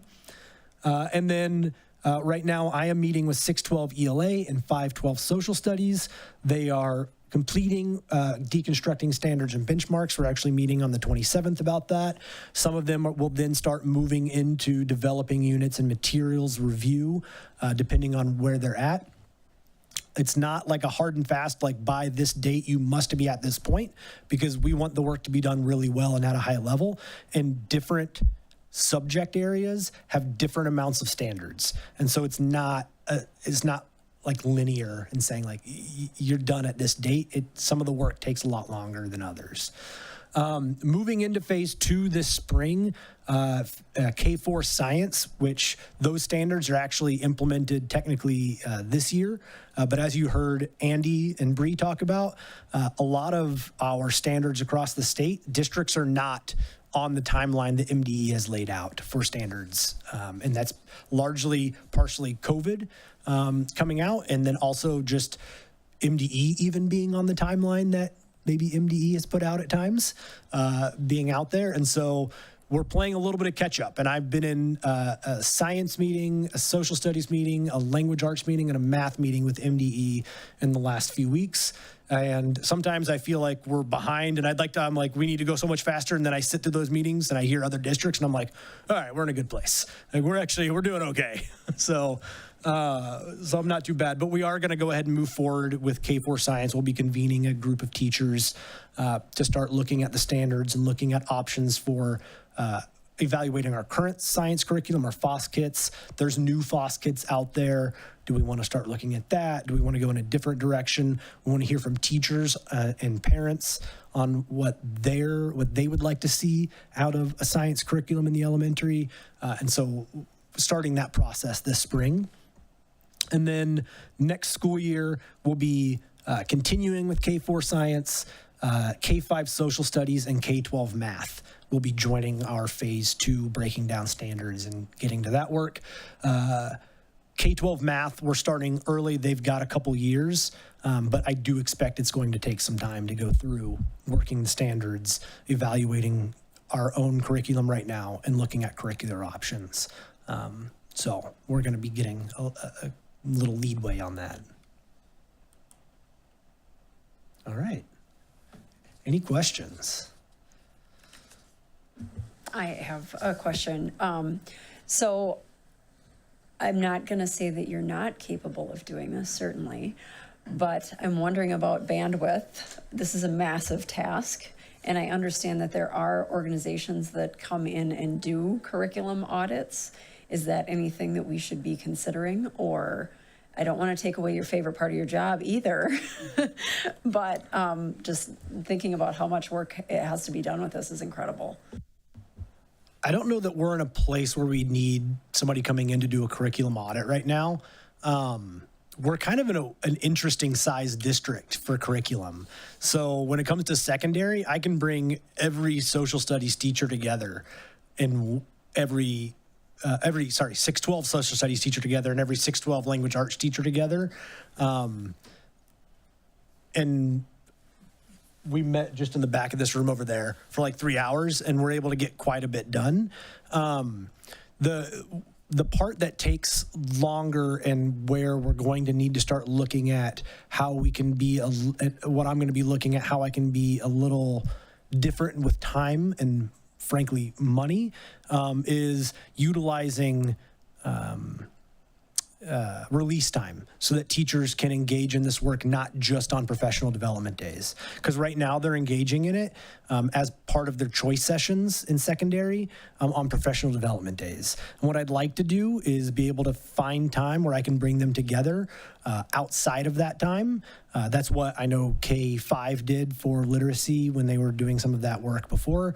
So bringing them together outside of our professional development time so that we're able to do that then. I think that's going to be really important as we're starting to move forward. But our district size is just kind of like a really interesting size. It's really fun to work with because you can really get to like everybody. So it's actually really fun to do. Good. That's good to hear. Another question is how do we measure the rigor, the academic success of kids with these different curriculums? Like, how are we measured? Because I'm going to assume we don't own the best curriculum that there is in every subject for every grade, right? So how do we determine where our successes are and where we need to shore things up better and maybe spend some money, and obviously recognizing that we don't have infinite funds? How do you go about kind of tackling that piece of it? I think in terms of like, first of all, the measurement piece, if I go to this depth of knowledge part, when teachers are going to be looking at the assessments to be able to measure the student learning, even if it's not, let's say we're adopting social studies curriculum for 7th grade, for instance, and it comes with a set of assessments. We would actually look at those assessments and make sure that they're going towards the depth of knowledge we need them to. If we need to beef them up, we would, which obviously then means we'd have to beef up the curriculum too. But that way we know that that's a valid assessment of what we expect the learning to be here in Hastings, so that then we can take a look in data teams, in PLCs, at the results from those assessments and say, students are meeting that standard, or are meeting this bundled set of standards, and that we can say that is a valid and reliable measurement. So if it's not something like FastBridge, right, that we can just look at and say like, this is great because it's out there and it's tested and we know it's a great tool, we don't have that for social studies. And so we're going to have to build some of those ourselves and make sure that those are really strong tools that we have. We are looking at FastBridge. FastBridge does go through high school grade levels for math and language arts. So we are engaging in those conversations. Do we want to continue in maybe 9th grade, for instance, to start with, and saying like, do we want to have math and language arts FastBridge, and say next year, I'm just giving ideas here, and saying like, we could do that and say like, now we can use that as a measurement tool of our curriculum as well. And then 10th grade, and the idea is it would grow with students who already have experience with the assessment. And so that's a possibility as well, in terms of being able to look at our math and literacy curriculum. Thank you. And then I do have one more question. So per state statute, the board is responsible for curriculum ultimately. What do you see as any kind of an opportunity for us, or when would we be looking at curriculum and having that brought to us? So definitely before anybody implements it. I think, so with the curriculum being not as tight of a timeline, meaning that like, we don't say like, you have to be at this point by this date because we want the work to be done really well, just not done by a date. It's going to be a little fluid. And so I know we're going to be looking at our 600 series in March. And so I really want to look at that when we have those conversations about like, what procedures can we set up about when we have either doesn't exist because that's true. So that is a huge benefit. But my question is tied to collaboration with other districts. I know St. Anthony is digging really deep on that 3 and 4 level understanding, and they've gone so far as tied it to their TDE. But I think having folks see what that looks like in different spaces is really big. Is there an interest in collaboration across different spaces? I've always appreciated visiting outside of my own silo to see what it looks like. Collaborating with other districts on the curriculum review. So there's a few districts that I talk to pretty regularly on their work, just because they do similar work to what I do. I like the depth of knowledge work, and there's a few of us that do this kind of work like this. Forest Lake dips its toes into it at times. Farmington looks at it. There's a number of others.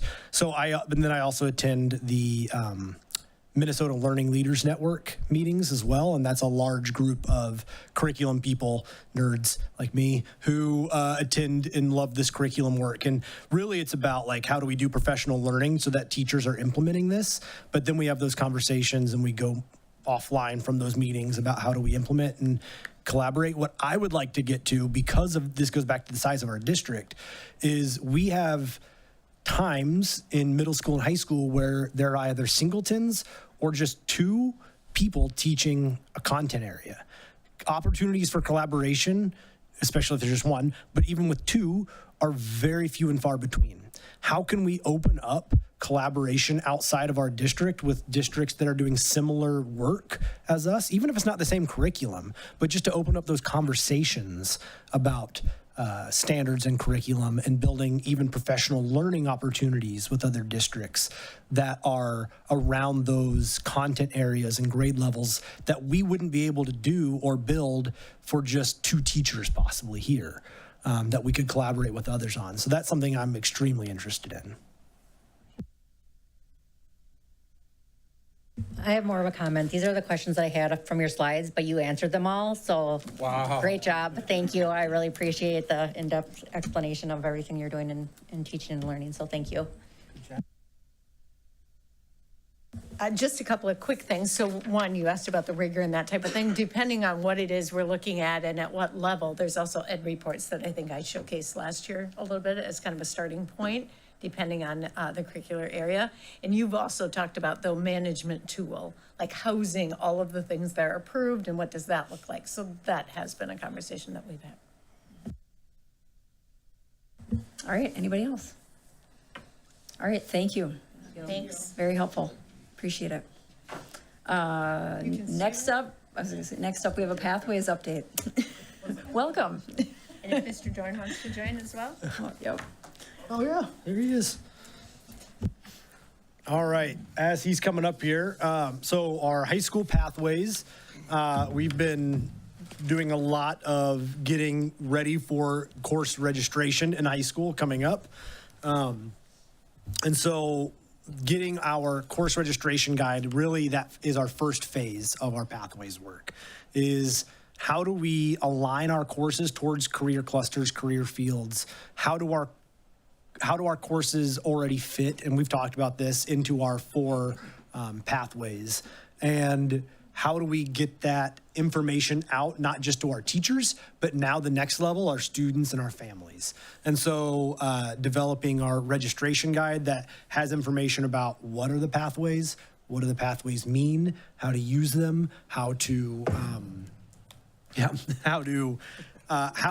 it work together? So inside of this, it's not just like, here's our courses and they align to arts communications pathway, but it even goes into like, here's our courses if you're interested in literary arts, if you're interested in communications, and so it breaks it down in that way. And then it also says, and here's some clubs you might be interested in if you're interested in these areas. So we're trying to like showcase that it's not just, your academic classes. It can also be the clubs that we offer, our extracurriculars that we offer at the high school, so that it's all encompassing of the high school experience that we have to offer.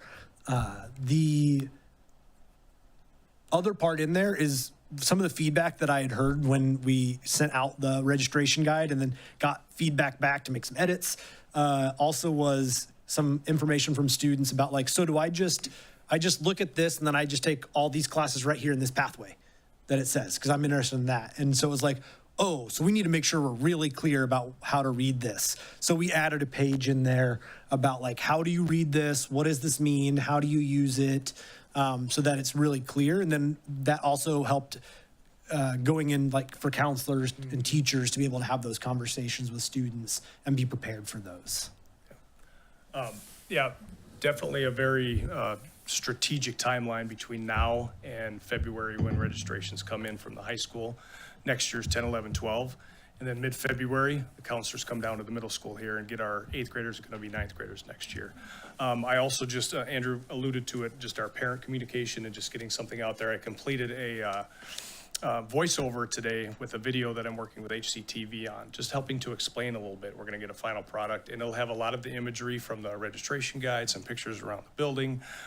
We're eventually going to probably redo this and incorporate some student voice in there as well. We just want to get something out to make sure it's easily explained to families that have those questions before we get too far into the registration. But advisory time is being used, specific classes, counselors go into classrooms and take up some time to make sure that kids know what this is all about, what their options are, which is everything on the table is an option.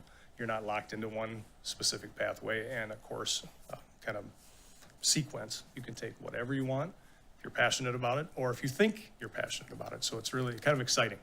And then we have some time with our staff on the 27th, which is next Monday, PD, to kind of get their hands on this again and start to think about those cross-curricular things. And I use the example all the time of our a fantastic marketing class and our floral class, which does a massive plant sale in the spring.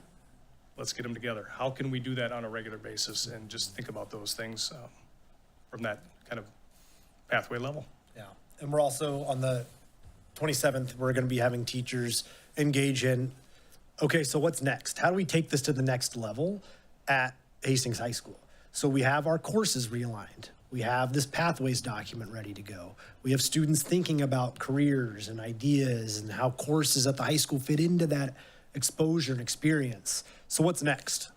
And we want to get the teachers' thoughts. I've got a lot, and I'm going to tell them some of mine. But we're not just going to go with my ideas. They probably do have a lot better ideas out there. So it's like, how do we get businesses and local organizations involved? How are we going to build out experiences for students, you know, cross-curricular or even just inside of one classroom, that again brings in that real-world transfer of the skills that students are learning into those careers that the course is already aligned to. So how can we start to build those and get teachers' juices flowing and ideas? And then the second question on there is, all right, so what do you need to be able to actually do that?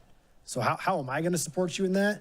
How's Scott going to support you in that? And how can we do that moving forward and get you there? Not just in the next 5 months, but over the next couple of years as we build this out and take this even further and add, you know, whether it's adding courses, whether it's, you know, shifting the way some courses are taught or anything like that. So.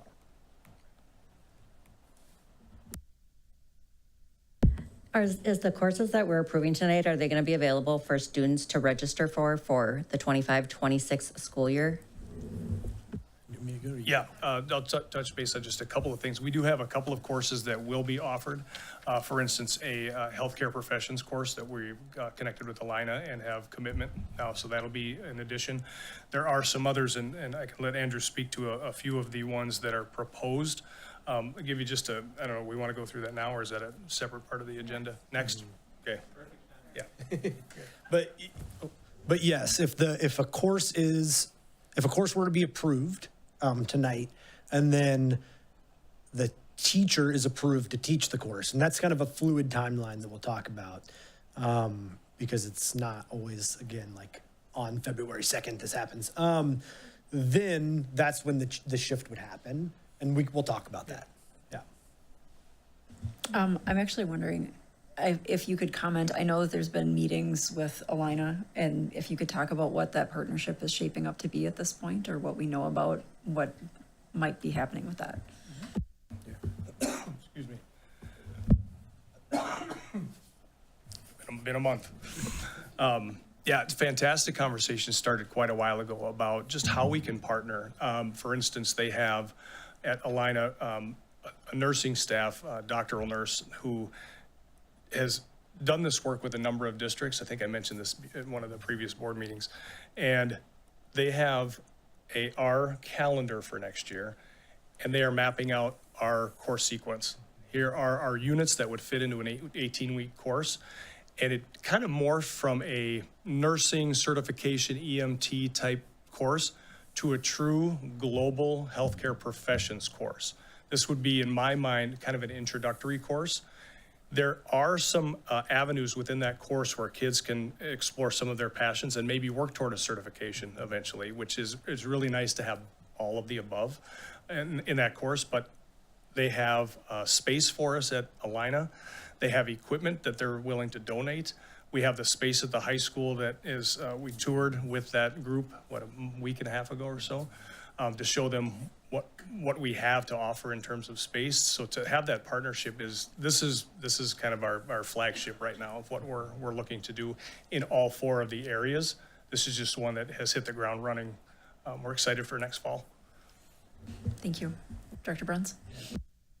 So my question is about when we build out these pathways and making sure that we've built it, but it truly does prepare someone for what's next. Is there a way that we are already currently or have a framework for partnering with post-secondary institutions or community partners where here's where we need folks to be. So this is your begin with the end in mind. Like when they leave high school, get them here, and then have them kind of audit and inform then the instruction, that scope and sequence that walks them up to that point.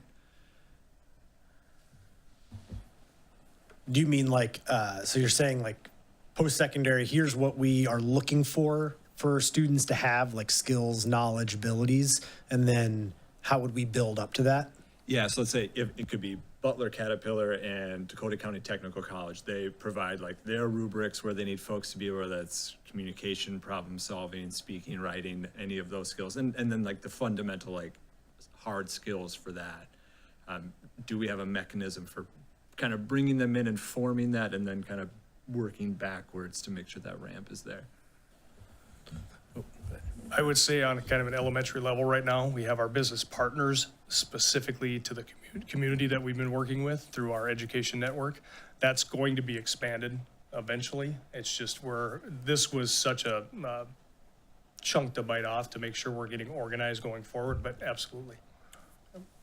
Yeah, that's definitely kind of where we'd like to go, of what does industry, what are colleges looking for out of students coming out of high school, and then how do we make sure that that's what we're providing?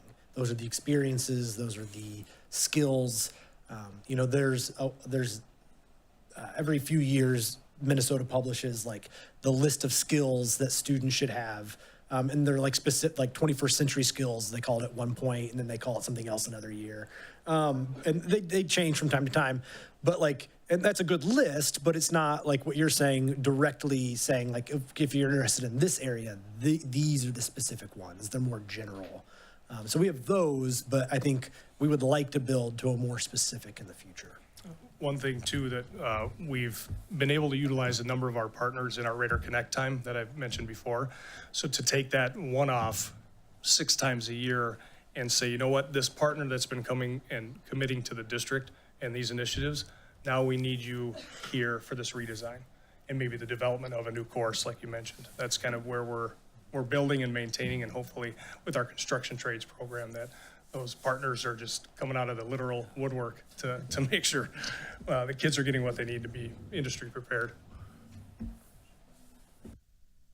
All right, any other questions, comments? All right, fantastic. Thank you. Thank you. You can stay there. Oh, yep. Next up is course approvals. Nobody walks away. Nobody walks At all. All right, so you have in front of you course approvals, and I just want to really be clear on this. So what we have are, you can see our current college in the schools courses. So those are the different universities, colleges that we currently partner with. Those are the things that we have in place. And then you can see as we move down, we have proposed additions. Now, it was mentioned that it's not a real, we don't have hard deadlines as to we, not me, but the high school, they have applied, our teachers have agreed to apply and are interested in offering these classes. However, we don't have any of them approved yet. So we have prioritized and looked at these and said, okay, if they're all approved, we are interested in doing X, Y, and Z. However, if those aren't approved, we have interest in others. And so what we're looking at and asking for tonight, when you get to the action item, is approving this, and we'll keep coming back and saying, okay, these are the ones that we're prioritizing and have approved, and now we'll be embedding. So you've got a number, and then I also just want to point out the financial obligation for these. So depending on the partnership university, that cost looks a little bit different. So anything that's University of Minnesota, we pay $145 per credit. When you look at things at Southwest Minnesota State, 0 to 30 students is $3,300, $110, and then each additional student is $110. So if you had a class with 10 students in it, it's an expensive class per student, right? So looking at that, and then our partnership with CVTC ends up at no cost. So we really champion those classes because there's not a financial obligation. So again, we appreciate our staff being willing to put in for those. And you can see, and you've been in a part of the conversations talking about AP and doing some replacements there. So you can see what would be replaced if any of those classes are approved and then prioritized and recommended. But all of that will come back.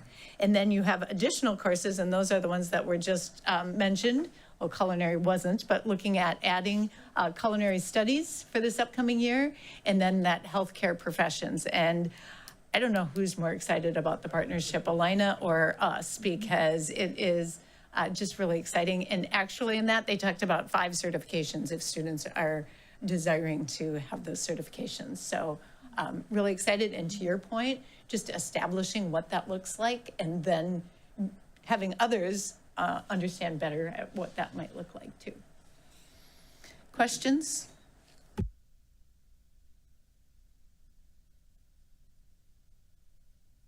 It's a comment and a challenge.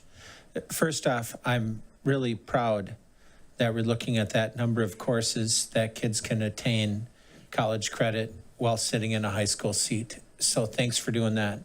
And then my challenge is this.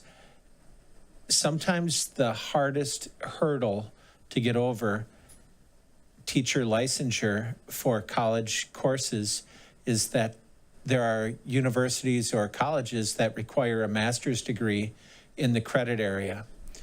And, you know, we've got a lot of people with advanced degrees, and the highest percentage of advanced degrees that we have are in teaching and learning or in instruction. And I would really like to see a year from now,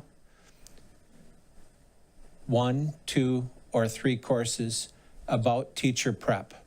Because what that does is it builds the pipeline back to us with talented teachers or for other people to pick up.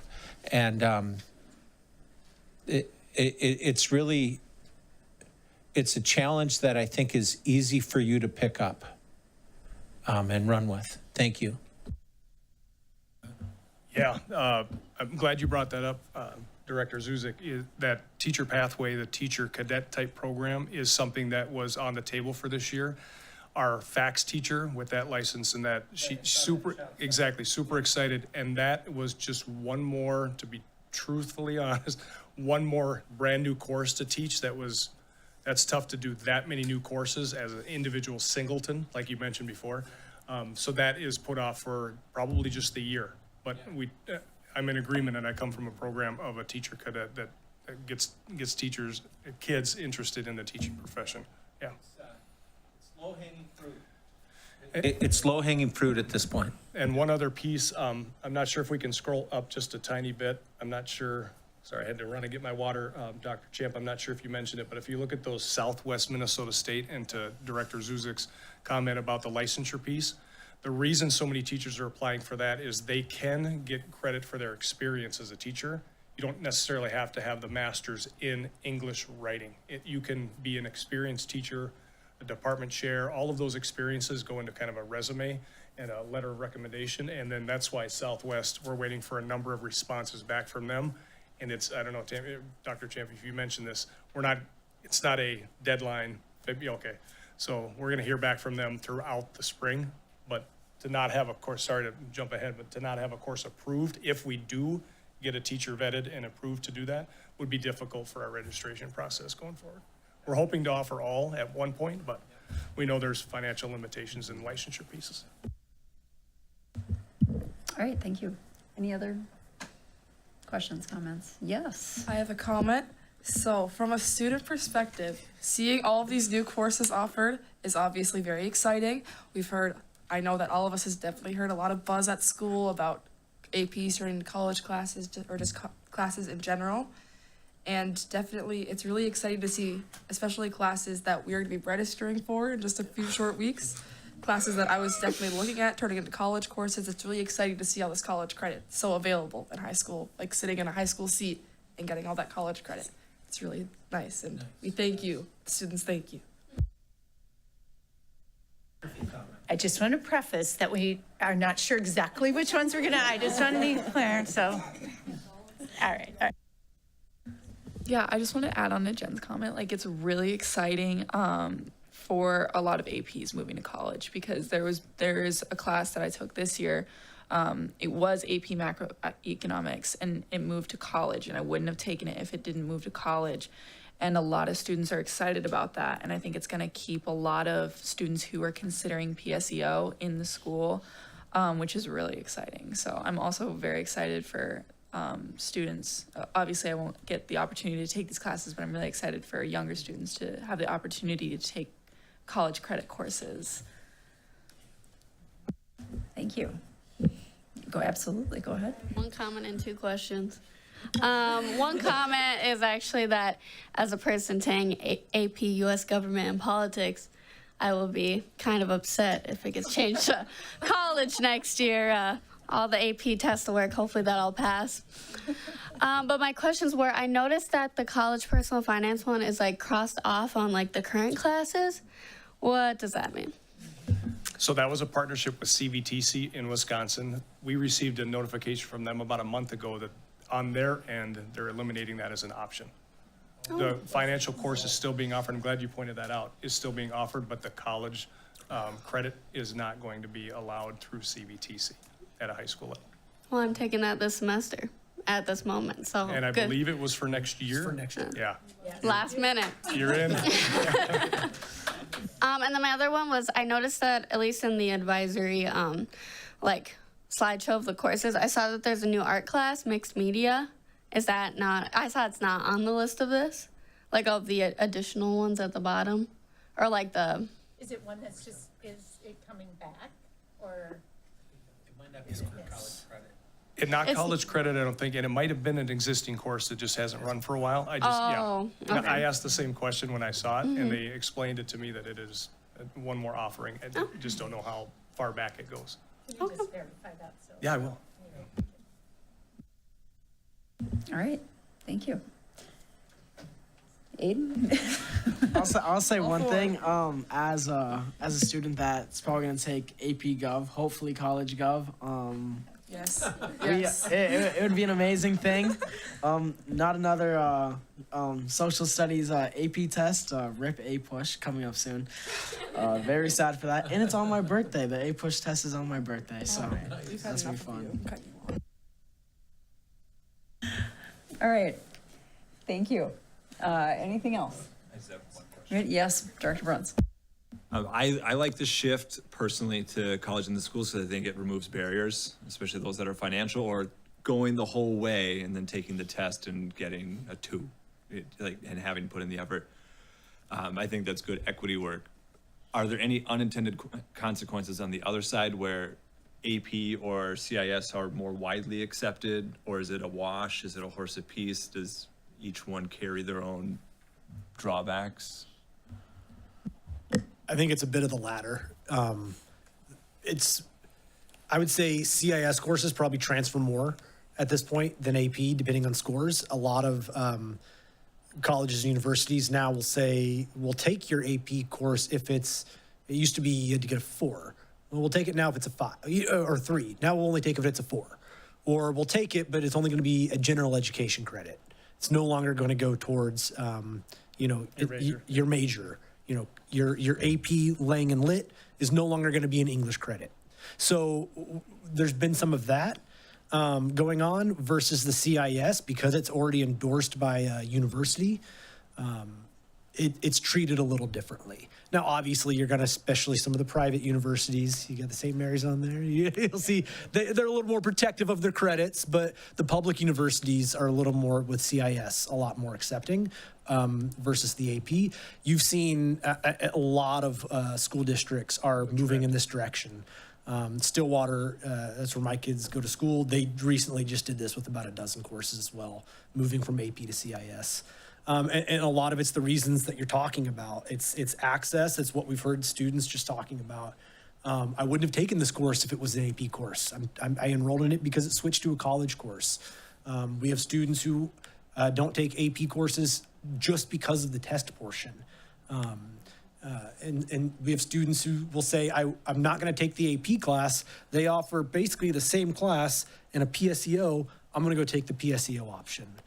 Because I get the automatic credit. And so the CIS, I think it is this is a little bias on my part. I think the CIS courses I have been a part of when I was a high school principal, that I observed and approved when I was a high school principal, and then also when I was a director of teaching and learning, were of a higher level of rigor as well. versus the AP courses. The AP courses really went for breadth and speed in some cases and coverage of material versus students really going deep into the learning and having conversations with the material. That's what I saw in the CIS courses that I didn't always see in the AP courses. You made me think of another question. Is there an unintended financial windfall on our end when we recapture those students who would otherwise pursue those credits through PSEO and not having to pay that tuition to any of our partners? Yes, and we won't probably realize that for about a year as the courses are approved and kids start registering. The assumption is we're still going to have the PSEO number similar or slightly below what we have now, and then we'll start to get that return on investment where, oh, I can take all of these courses that I was going to have to leave school for. Now I can stay and be 1,000 goal save in goalie as you're in the building with your peers instead of doing it online or from home and not really being part of the community like you would if you're a full-time in-person student. There's also a bit of a unintended benefit in that many CIS courses come with very, very few curricular costs to the schools. For instance, University of Minnesota provides most of the materials online for free to students. We might have to purchase 50 novels here or there, which are like at this point like $7 to $10 each. Like that's nothing, right? Compared to purchasing an entire curriculum of AP books, which are not $7 to $10 each. And so it's kind of an unintended, right? Like you don't always buy AP books until they tell you have to, or else they're not going to let you have the course any longer. But that is a savings in that regard. As we're looking at like some of these college literature, college writing that stand out to me right here versus the AP Lang and Lit and AP Literature, those are courses that likely would be looking at some costs coming in the next couple of years for AP. And so and with math courses, those are on here as well. Those are also up for review as well. Likely would be incurring far less cost than we would be seeing otherwise. So unintended, right? It's not why we're doing it, but it is a benefit going the CIS route. Okay, thank you. All right, I think we're done. But Thank you you can very stay much. because the trip is up next. Was it next already? Mm-hmm. Oh, I don't have. Yeah, I have LTFM. Oh, I had it as a conversation here. Okay. not Individual action. Okay, so we will do Argentina discussion next. All right, so we have a trip proposed for approval this evening to Argentina. And I guess if folks have questions or comments or concerns, now is the time to talk about them.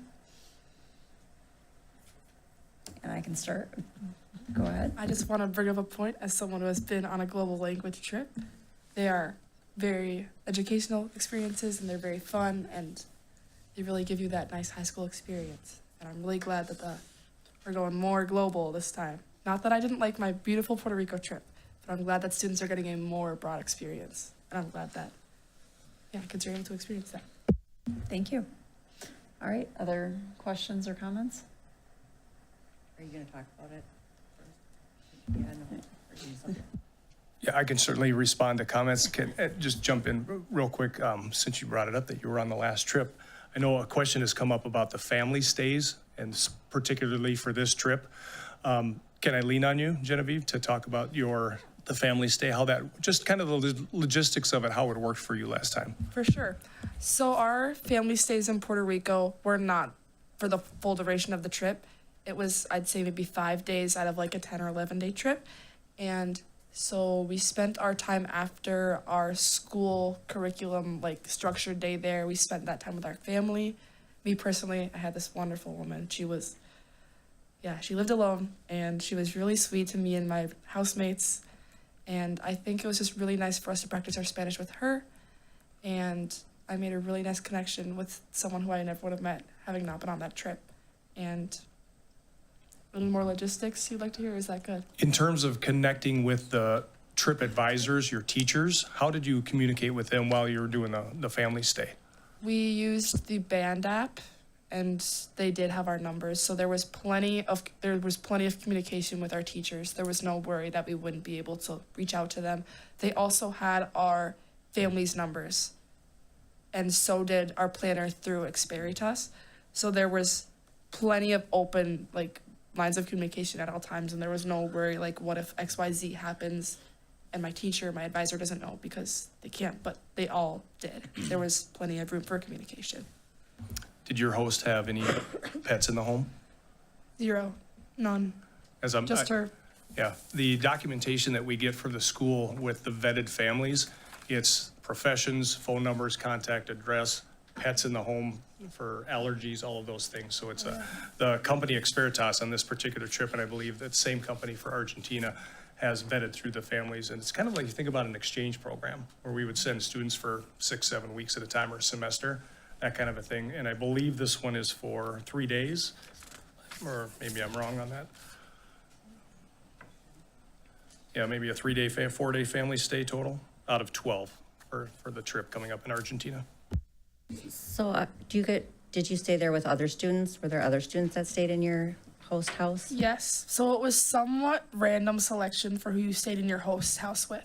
But how it worked, at least on this Puerto Rico trip, is we'd walk home from school to her house because we were within a walking distance. So I was never alone if safety is a concern.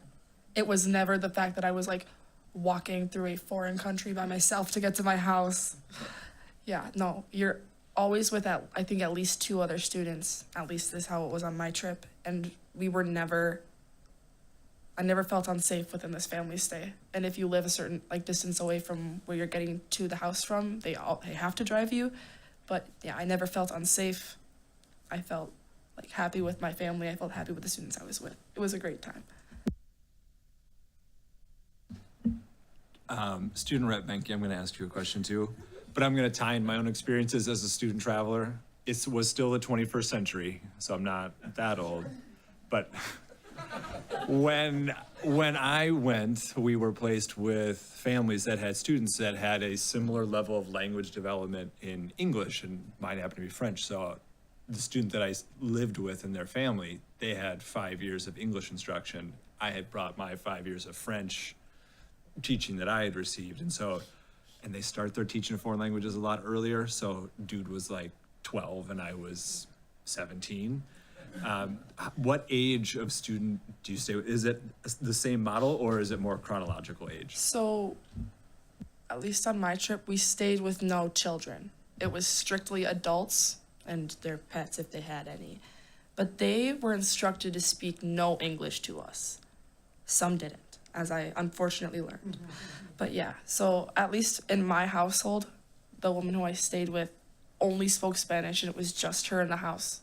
So we only had that form of communication. There was no teaching aspect of having another kid there in the house who was trying to learn English at the same time we were trying to use our Spanish. So I don't know if that's how this is going to work on this next trip, but at least for my trip, we stayed with no students who had adequate levels of language acquisition. And I don't believe we've received the family groups yet, and whether or not there would be student connection or peers within those family stays, not sure yet. Other questions? Okay, I guess I am concerned about this trip. One, it's over $5,000 per student. So I think that's very limiting on who can actually afford to go on that. My other concern that I have is that I understand that the application is for 2 staff members, and ultimately the staff member trips are paid for in full by students and their families. And looking at a goal of having only 10 students on that's several $100s that each family is paying for ultimately the staff members to go on this trip. And I guess one of my questions is that clearly communicated to families that they're not only paying for their their child or children to go on this trip, but they're actually paying towards the chaperones, the staff to go. I guess I'm just more curious on the source of that information. Most of the trips that I've been involved in or supported in the past have been, there's such high volume of travel that the travel company like Experitas or the ones they're going to Greece this spring break, they get comped rooms and flights based on the volume of not just our trip, but multiple trips throughout the year. And those are spread amongst the staff that go. And again, staff are dedicating their time. They're not getting paid over spring break. There's no compensation for that. So to have an expense as a staff to do these trips, I believe the effect of that would probably kill the travel program, just to be brutally honest. I don't know exactly per company how those costs are incurred or distributed or covered by not necessarily frequent flyer miles, but the benefits of the sheer volume of the travel. That would be a good question for Experitas and some of the other travel companies we use. Okay. So my other concern is having to do with the homestays. I have serious concerns with sending minors to stay in private homes halfway across the world. And I'm just wondering if we know what our liability is involved in that as a district. That's a good question. I'm not sure exactly how all of the insurance works. I know insurance is provided here. I don't know how that would indemnify us. I don't know if that's the correct word of any kind of liability. I forgot to mention too, we can come back to that question in a second. Are we able to go to the Experitas itinerary? I just wanted to point out something that I wasn't truly aware of until the last couple of days. If you go to the last page at the bottom, just where it's nonprofit since 1972. Just within that wording there, they even talk about we provide aid and merit-based scholarships to qualified participants. I don't know if any of our students have asked that, or it's a year and a half out from now, so we're just in the process of probably advertising this. I would assume that the myself or the advisors would tap the kids into this kind of potential offering to reduce some of the cost. So that would be, and I think if you did the math, it's about $412 a day, which is flight, hotel, all the stays, and all the food as well. So very expensive in the ticket price. Daily cost is, I guess in today's society, in my opinion, would be pretty reasonable for an experience all the way to Argentina. But great question about the liability in terms of homestay. I know that they vet information is passed back and forth, but without knowing Experitas or having a representative here to maybe help explain that, a good question. Yeah.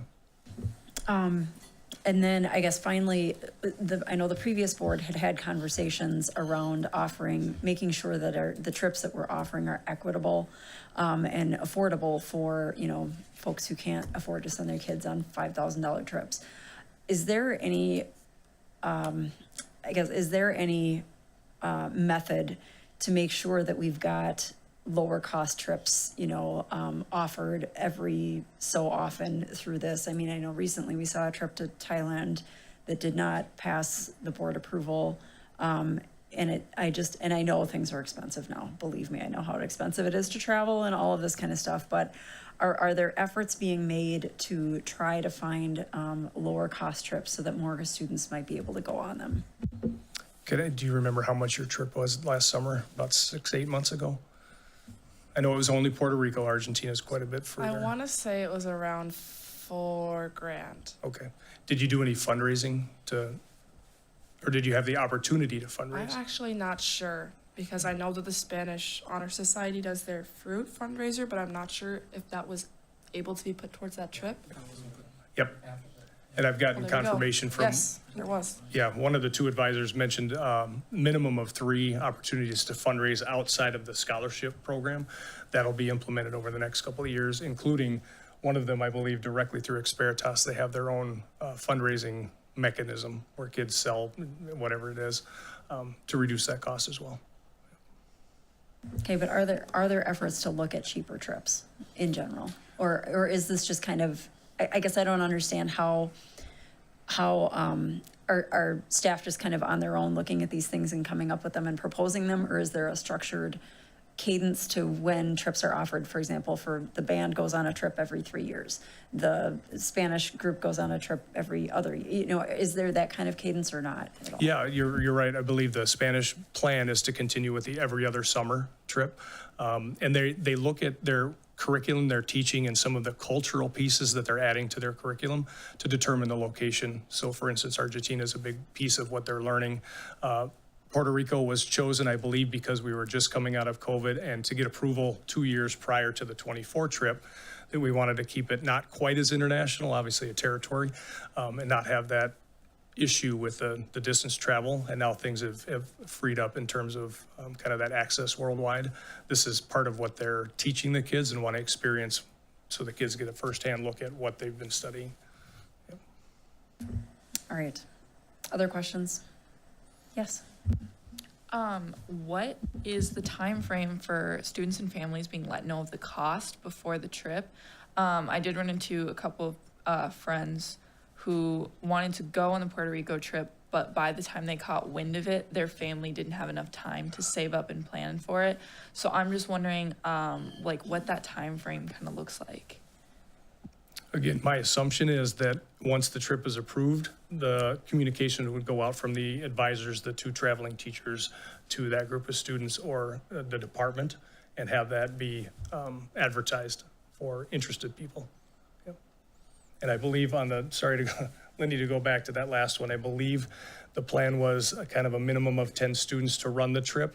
And then if they needed to, if they had a massive interest, they would be probably adding chaperones as they go.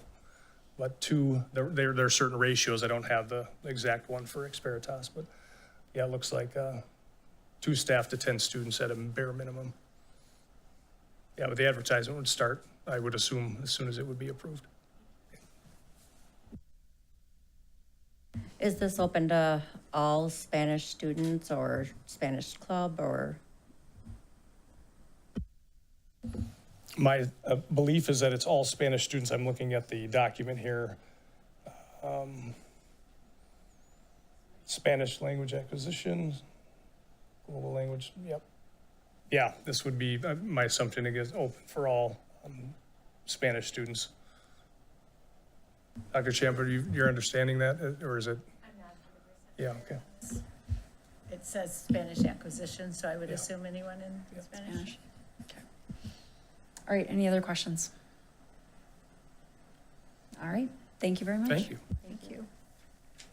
And then I am going to invite our last guest up here this evening, Mr. Scott Stockdale, for a 10-year long-term facilities maintenance presentation. Welcome.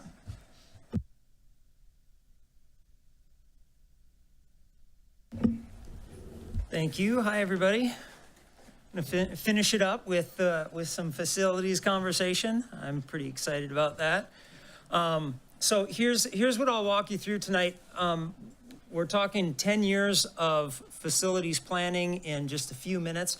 I want to start with just kind of an overview of kind of how I approach that, how I get to what I do and I shouldn't say just but the team that I work with and the people that are around me and Hastings Public Schools in general. How do we get to this 10-year plan as we're walking through it? So that's what I'll start with, a few slides there, and then we'll go line by line on the projects that are coming for this summer, and then just a couple examples and throwouts of the 10-year plan that you'll be looking at in May. So first off, let's see, make sure I'm getting this. So my 10-year plan matrix is essentially built around these things. These are kind of the blocks that I use to put together a 10-year plan, starting with urgent needs. Obviously, right, when there's something going on, something that's broke, we fix it. I mean, if it's broke, that's what we're looking to do is get things up and running, keep them going and running well. And then so past that, preventative needs, building equity, staff and student environment and usability, school environment and usability, and then health and safety and security. So walking through each one of those a little bit, you can there'll be some examples that you can read through. I won't take you through each one of them, but Immediate issues or failures leading to immediate concerns. These are things that we want to be on top of right away. Obviously, if there's something that's failing or breaking down, especially if it could cause concern with heating a building or that kind of what does it do to our ability to have school or have a really strong learning environment, we're looking at making sure those things are getting taken care of first. Running from there, and this is where we want to go to, right? Running to, oops, I'm sorry, I'm not clicking through with you. There we go. Urgent needs, preventative. So this is where we want to get to, right? We want to pull away from those urgent needs and get into that preventative stuff where we're planning ahead and saying, okay, now we know in 10 years, this building, the roof is going to come due. And so we have 10 years to plan and make sure we're putting away money and strategically planning for those things to happen. So it's not a surprise and we don't realize, oh, you know what, we just seem to have a lot of leaks this year. And now we're in trouble and we have a huge expense kind of coming out of nowhere. So with a fair amount of mileage or things happening with equipment or buildings, then we want to make sure that we are taking care of that, because some of the little quotes at the end here are mine. Some of them are stolen from other places, but time and use destroy all things, especially with regard to facilities, right? So continuing to look at that. Building equity. So this is kind of the fine art of building the needs together of all of our different facilities. Seeing that we have some really, really old buildings like a Tilden, and then what would be considered a relatively newer building like the high school, although that isn't a new building anymore, right? If you're in the facilities world, you understand that that's not a new building, but comparatively, absolutely. And so are we making sure that we're bringing all of our buildings along as we go, and then continuing to evaluate those buildings? How much longer will we be using Tilden? If there's a plan maybe to move away from that space, not saying that we're thinking along those lines or anything, but for example, if we were thinking along those lines, then we would stop putting a bunch of money into maybe the beautification of the interior of that building. And we would focus more on the mechanical operation of it. So staff and student environment and usability, and obviously this is some of just my philosophy that I kind of bring to how we build this plan and put this together. And really it's evaluating the needs of staff and students as it relates to their teaching and learning environments. Where they sit, that space that they're in. And, you know, like tonight's a good example. I was way too cold tonight, and you're probably way too cold most nights, right? So these are things that, like boots on the ground, we have to address and take care of these things to a much higher level and a much more, addressable level. So we can not only see it, but make an adjustment and make it relatively quickly. So physical atmosphere is probably the biggest example there. What does that look like and feel like for our staff and students? And a lot of that is, the data we get to build off of that is kind of our FMX, which is our work order system, where people will put in a maintenance ticket. We can look at that and extrapolate from that. Yep, oh boy, there's a lot of people saying that they were cold in this building. Everyone's gonna say they're cold on a day like the last 3 days. However, we can take a look at that data and then rework that and start saying, okay, well, we're looking down the road a few years. This building's gotta come first. We're having some HVAC issues here. Let's address that first and make sure then we're moving to the next thing and being strategic about it based on the needs of the people that are using our buildings. So, school environment and usability. So this is just the general look and feel of a building or a space.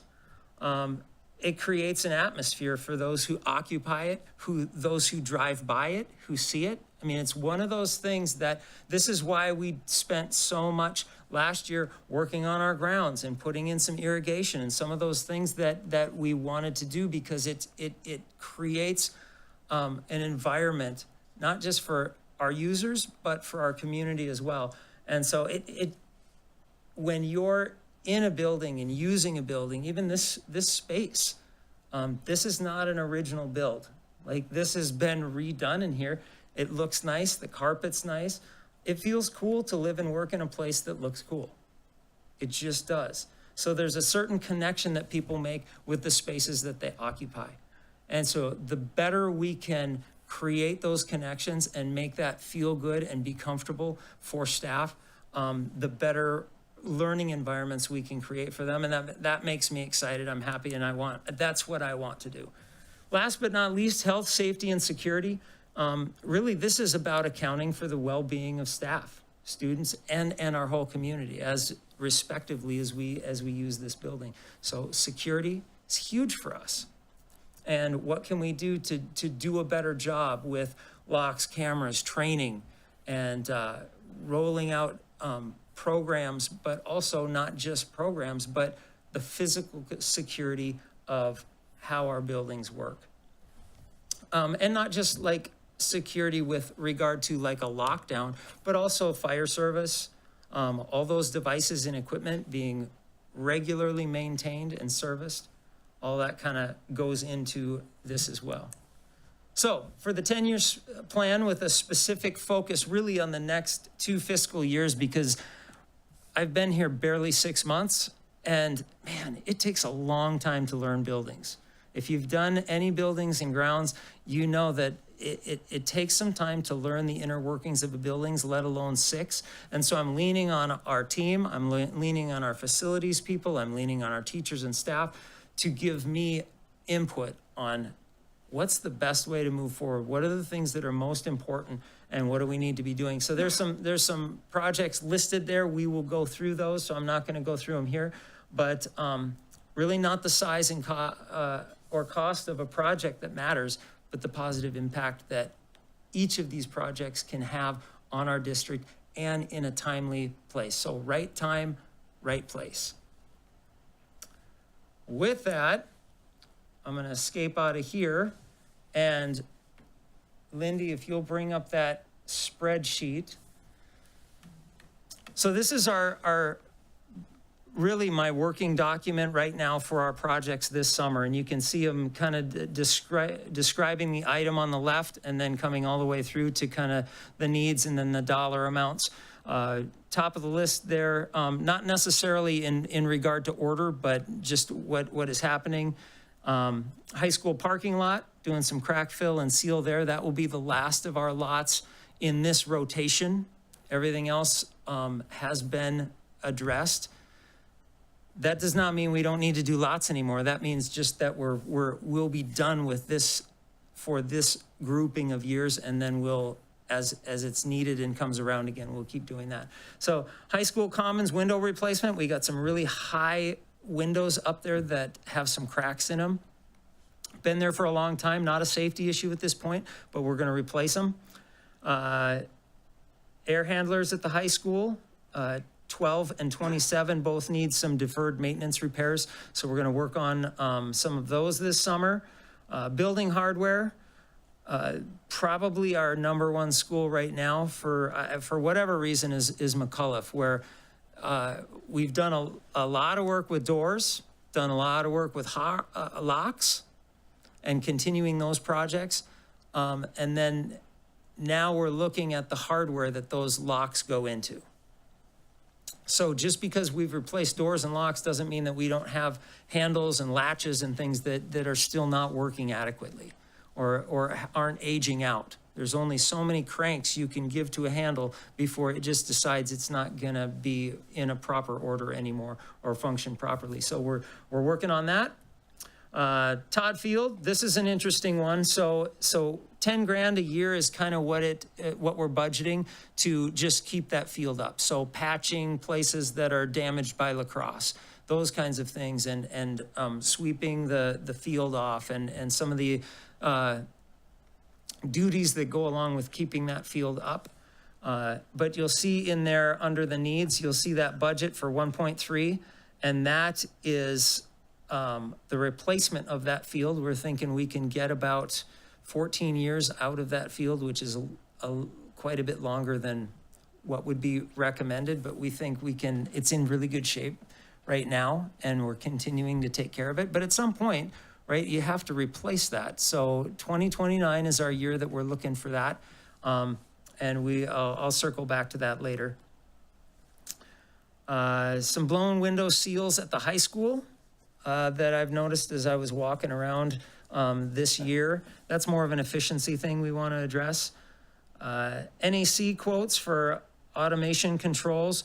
These are the software programs and systems that control our HVAC in our buildings. And so Pinecrest and Kennedy are of some of the last two that have older systems. Siemens and Alteron are kind of older, antiquated building automation systems that we want to upgrade so it works more efficiently and it streamlines with the rest of the things that we have across the district. So that changes those building controls and what we're able to do there with the automation from a computer with regard to our HVAC systems. Interior storefront hardware. We did the storefronts at the high school, the exterior. This is, we decided to not do that project with both. We thought we could do the interior in-house by just replacing the hardware. So that's a significantly less cost than the exterior storefront. And this would be one that we would kind of tackle on our own, and that's replacing closers, hinges, and latches for that interior set of doors. Curriculum Center envelope, that's just some trim and garage door work, keeping up on little things that just, starts to fall down after a few years. Touch-ups. Elevator door replacement. We've struggled with our elevator at the high school this year. And even though we've really, really worked hard to be on it and get service right out, you just can't get service as fast as you want it, ever. And so we have systematically gone from one thing to one thing to one thing to replace parts and hardware on this elevator to get it to where we want it to be. And it has been working much, much better recently. And so I feel like this would be an added investment into it. So the doors on our elevator, so I'm going to take a little extra time with this one. The way they connect are a little bit older and a little bit worn. And so if they get bumped with a cart or a student kind of bangs it to kind of keep it open, sometimes that misaligns when it goes in. And then it tells it, oh, this is an error code and we are not operating. So we've since found out how to reset that in-house. Sometimes if the door gets banged hard enough, then it's going to be somewhat off the track and we do have to call for service. So replacing those doors so the connectors are fresh and things are working right and it's just a newer system is going to alleviate a lot of that particular problem. And I think that's the last one that's really going to, I think, be a benefit to make that run really, really smooth from here out. If that is not the case, then we just continue to look at the next step really for us would be just a full refresh on the elevator, which would take us back to zero in regard to how many years old it is. It's pretty much a full gut, and they call it a modernization. So it's basically you're essentially replacing the elevator completely. So I think that's where we would have to be next, but hopefully we're not quite there yet. Let's see. Security monitoring district-wide. This is kind of addressing some issues with our burglar alarms and our fire monitoring, which we're trying to tie together. But right now we have, probably 2 or 3 different monitoring services across the district. So if we have a burglar alarm or something go off, then we're trying to differentiate, okay, do we call this company or do we call this company? And is it this company for the burglar alarm, or is it this company for the or for the fire alarm? And so trying to sort that out and find out what works and who's the best company to have where is kind of what we're looking at. And just redoing that so it's systematic across the district. We have one monitoring company that monitors burglar or fire or both. That way, it just streamlines everything and it's simple, and you're not having to give a different code word for a different company and waste time with all of those kinds of things. So trying to streamline some of these systems that we have. Panic button upgrades, this is kind of a safety security thing. I want to do some work on what happens when you push that button. Who's getting called, and having the ability to test it. And we did test that at the high school this fall, and it didn't go that well. So now we're having to have service on it and go, okay, well, is it a dummy button? Is it really calling somebody? Who does it call? How does it work? And so we're sorting through some of that, and we've realized, okay, we need a little bit more help beyond what we can do internally to make this work right. And so that's kind of what that's about. The next few things here are items that we've identified from doing our facility study through ICS. Not that we wouldn't have identified this anyway, but these are just things that kind of were on the list that are coming due for us. Some curriculum center work with regard to the siding and some refinishing of some of the exterior woodwork there. Pinecrest, exterior envelope stuff. This is, it's envelope, but it's also roofing. So there was a roofing job. You may have been briefed on this from McCullough as well. So a roofing job covered some of the weep holes. So when moisture gets in a certain space, the buildings are designed with little weep holes so the moisture can get out from the brickwork. Those were covered during some roof work that had been done before my time. So this is to mitigate that and to make sure we're not trapping moisture in the building. This next one I'm really excited about. Middle school interior surfaces, we're gonna repair and paint the tile walls. So I've been thinking about this for a while. We have a lot of tile in this building. We actually have a lot of tile in Kennedy. We have some tile, a lot of tile walls, those 4x4 tiles that you see everywhere in just about every building, and they're just not current colors. It makes it look not great. It's not what we want, right? Long term, we want to move to something that just is, it looks a lot sharper and just fits who we are a lot better. And so do you tear that all out and, do something else and resurface it? And just the cost to do that would be so heavy. And I've had a little bit of experience painting in the past, glass or, that kind of glossed black, flat surfaced block. And if you use the right paint, it's really, really durable. We did the lower half of a gym in Pine Island with that, turned out super good. And it took away an old kind of yellowish color and just made it really bright and nice. And so the plan here is to repair the tile, have a contractor come in and paint it so we have uniform color and it looks really nice, and then do some wrapping work at different places in the building. So I'm excited for the updates. So I think for low bang for the buck, we're gonna be able to do a lot of really cool modernization on the walls in our building. And if that goes really, really well, we wanna do Pinecrest and Kennedy in the future.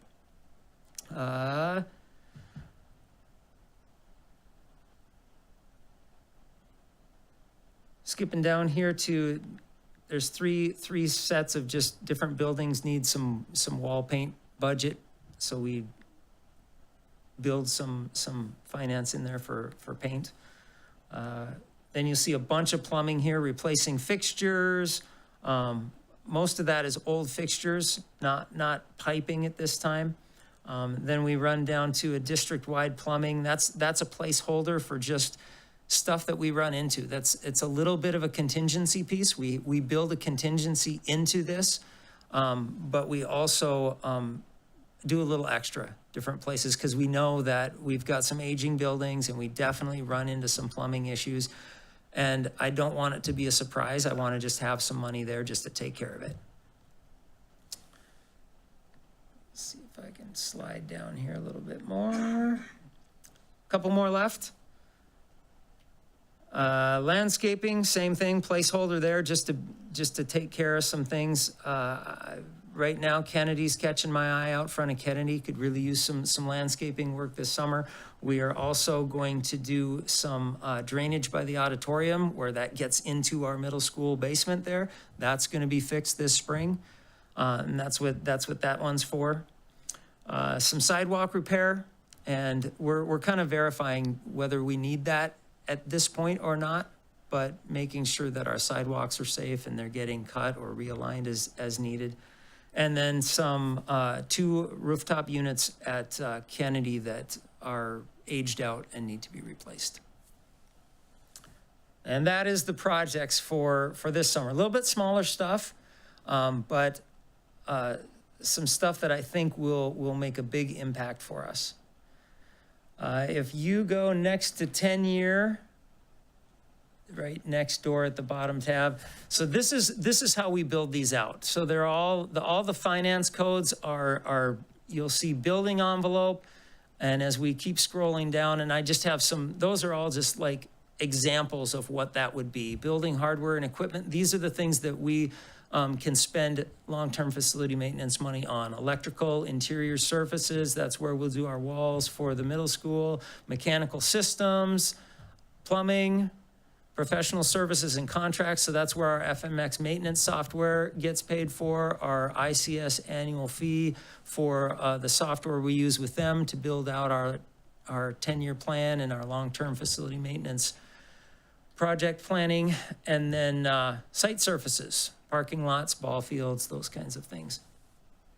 And then moving next door, I just wanted to pull an example of, so this is one of the next 10 years. So I didn't take up all night. This is an example of what 2029 would look like. So you'll see a lot of those things on the facility side, what facility it is, curriculum center, what is happening there that needs to be done, and then the year that it would be done, the budgeted amount, and then some descriptors on that. So if you scroll down from there until you hit a highlighted one, keep going, you'll see it in yellow when we get down there. There you go. So this is how this works. I was talking about earlier how we got 10,000 for Todd Field for this year for our maintenance. But now if you look forward into 2029, that's where we have budgeted that $1.3 million to replace that field. So we're looking kind of that far ahead and then beyond to 2035 throughout. And then this will continue to get refined as we go. This is, some of these are just placeholders at this point, right? Like I just have not had the time to map that out to that detail, but we're getting there. So, yeah, that will be back in May. Yeah, so we'll have a more refined vision of that at that time. Questions, thoughts? This is incredible. Thank you for sharing this with us. It's awesome to know that you're looking this far out and have all of this on your radar in some capacity. So thank you for that. Yeah, welcome. Yes, Director Zuzek. Thank you. We have 2 auditoriums, and that's unique. We have 2 operating auditoriums that are functional, and lighting and sound equipment, like everything else, wear and time take a beating on it. And I would encourage you to work those pieces of equipment, and they're not just pieces of equipment. I mean, it is, lighting is a big deal, and the sound equipment, it's not just the soundboard, but I would just encourage you to think about working those pieces into the timing of long-term facility maintenance instead of operating in such a way that when they go out, we fix them. So it's just a comment, Scott. Absolutely. Thank you, Director Stackdale. All right, any other comments, questions? Vice Chair Dressley. Just thank you for all your work on this. It's really nice to have this level of detail. So thank you. You're welcome. Thank you. Glad to do it. Very nice. All right, thank you very much. Yep, you're welcome. And with that, we'll call a brief recess here. What time is it? Break. Yep, whatever you gotta do. Walk around to stiffen your joints. Yep, we'll be back in 7 minutes at 6 minutes, 9 o'clock. Oh, look at you.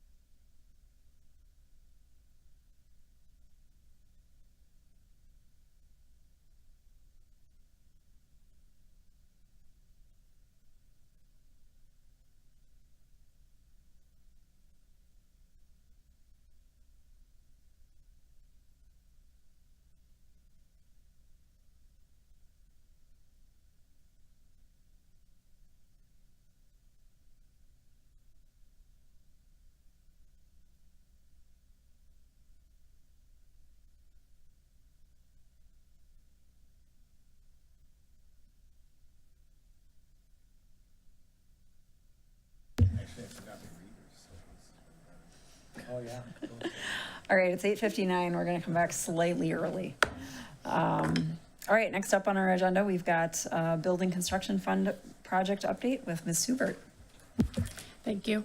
So the Building Construction Fund accounts for the money the district received from the voter-approved bonds for school renovations and improvements. So since last month, a few small updates. So our available dollars that aren't yet committed is about $297,000. We keep slowly adding to that based on interest. We know that we still owe some arbitrage, so we're leaving some of that money there to cover that. Overall in the fund, we're at $1,055,000. 633,000 of that is still tied up in process projects. There's 7 projects that are still kind of wrapping up there. And then we have just a little bit of money left in the radio replacement project and flexible learning furniture. So if there's any questions, I can take them, but otherwise that's the update. All right, thank you. Next, we have our data request update from Ms. Moen. Thank you. Since our last board meeting, we have had 1 new data request, and we have 3 that are open and being worked on right now. Data request costs from legal bills since the last board meeting is $8,946.50. So I saw that on the legal invoice, and I saw that it was tied to the concerned citizen request specifically. Do you have a total of what the concerned citizen requests have cost us to date? I don't have specific to the concerned citizen, but I can pull that. No, that's okay. Just obviously, part of this is because we voted in favor of a resolution to have folks identify themselves when they submit these, and also have them pay for them when they abandon them or cancel them. So seeing one, and that was 1 month worth of legal bills, I believe, for the concerned citizen was over $8,000. So that wasn't it in its entirety. So. And keep in mind, the costs are not, so those were November costs that were in the bills that you're getting reported this month. Yep, they're delayed. Yep. Yeah, it's not staff time, for sure. Thank you. Any questions? All right. Next up, we've got our board committees and representatives. First up, we've got an ISD 917 report from Director Zuzik. You'll see the report in your board packet, and the community can see it there when they look at it as well. But more importantly, I want to highlight one particular thing. One is Kaylee Schumacher, among other. Kaylee Schumacher is an 8th grade language arts teacher at Hastings Middle School, and she was identified as an inclusive teacher of the year because of the work that she's doing with a blind or visually impaired student. And this is a remarkable feat. She was recommended by Ryan Wynn, the principal of the middle school. But the reason it's so remarkable is it's across all 9 districts. It's across people that work at 917 who do interventions all the time, and people that work out in member districts. So to be identified as an inclusive teacher of the year by 917 is a really big deal. And I just want to, hats off to Kaylee Schumacher. Congratulations to her. And I'm glad to see that success. That's awesome. Thank you. Yeah, and that is not in the board packet. That is not in the board minutes. All right. Awesome. Any questions? Okay, fantastic. Next up, we've got an AMSD update from Director Bruns. I'll actually pivot to Director Zuzik on that, because we had the big directors meeting on that Friday. I was unable to attend, so I thank you for attending in my stead. You bet. You see that in the board packet, there is a 4-page legislative platform for AMSD. And this is one of the coolest meetings that happens every year. And what happens is local legislators join school officials, superintendents, and board members, board representatives, to talk about what's going on in the districts and what the need of public schools are. I saw it tonight just on a bite of news before I came here, and I typically watch CBS or Channel 4, and it highlighted some of the urgency of school funding. And it showed some of the testimonial from this AMSD meeting, including Kyle Christensen from Farmington testifying. So that's a familiar face and name to us, and he's a nearby school board member. So, but at your leisure, read the attached packet about the legislative agenda, and know that legislators were there from most metropolitan areas. So they heard. Great, thank you. Next up, sorry, I flipped my screen. Next up, we've got Community Collaboration Committee update from Director Pine. Yep, then as we mentioned earlier in the meeting, our next event working through the strategic plan is on February 19th at 6 p.m. at the high school lecture hall. And we've got an activity plan, so we hope to see a lot of attendance. Awesome, thank you. Next up, we've got our newly combined Facilities, Finance, and Joint Powers Committee update from Director Zuzik. And this is my hit, but we have not agreed on a date for the next meeting, and that'll happen soon. And we haven't met since the last meeting that happened in Finance and Facilities and Joint Powers in the last group. We will be meeting this Friday morning at 7 o'clock with the city staff and city leadership for the Joint Powers Agreement. So that's coming up. Just one correction, it's 7:30. Oh, not quite that early, but thank you. I will be there at 7:30. Thank you. I'll sleep there. Yeah, thank you. Next up, we've got the NAPAC committee update from Director Bruns. Yeah, this was an interesting meeting. I showed up trying to find the right room, but it was at the library, just in a different space. I will tell you that tears were shed, but they were incredibly powerful, happy tears.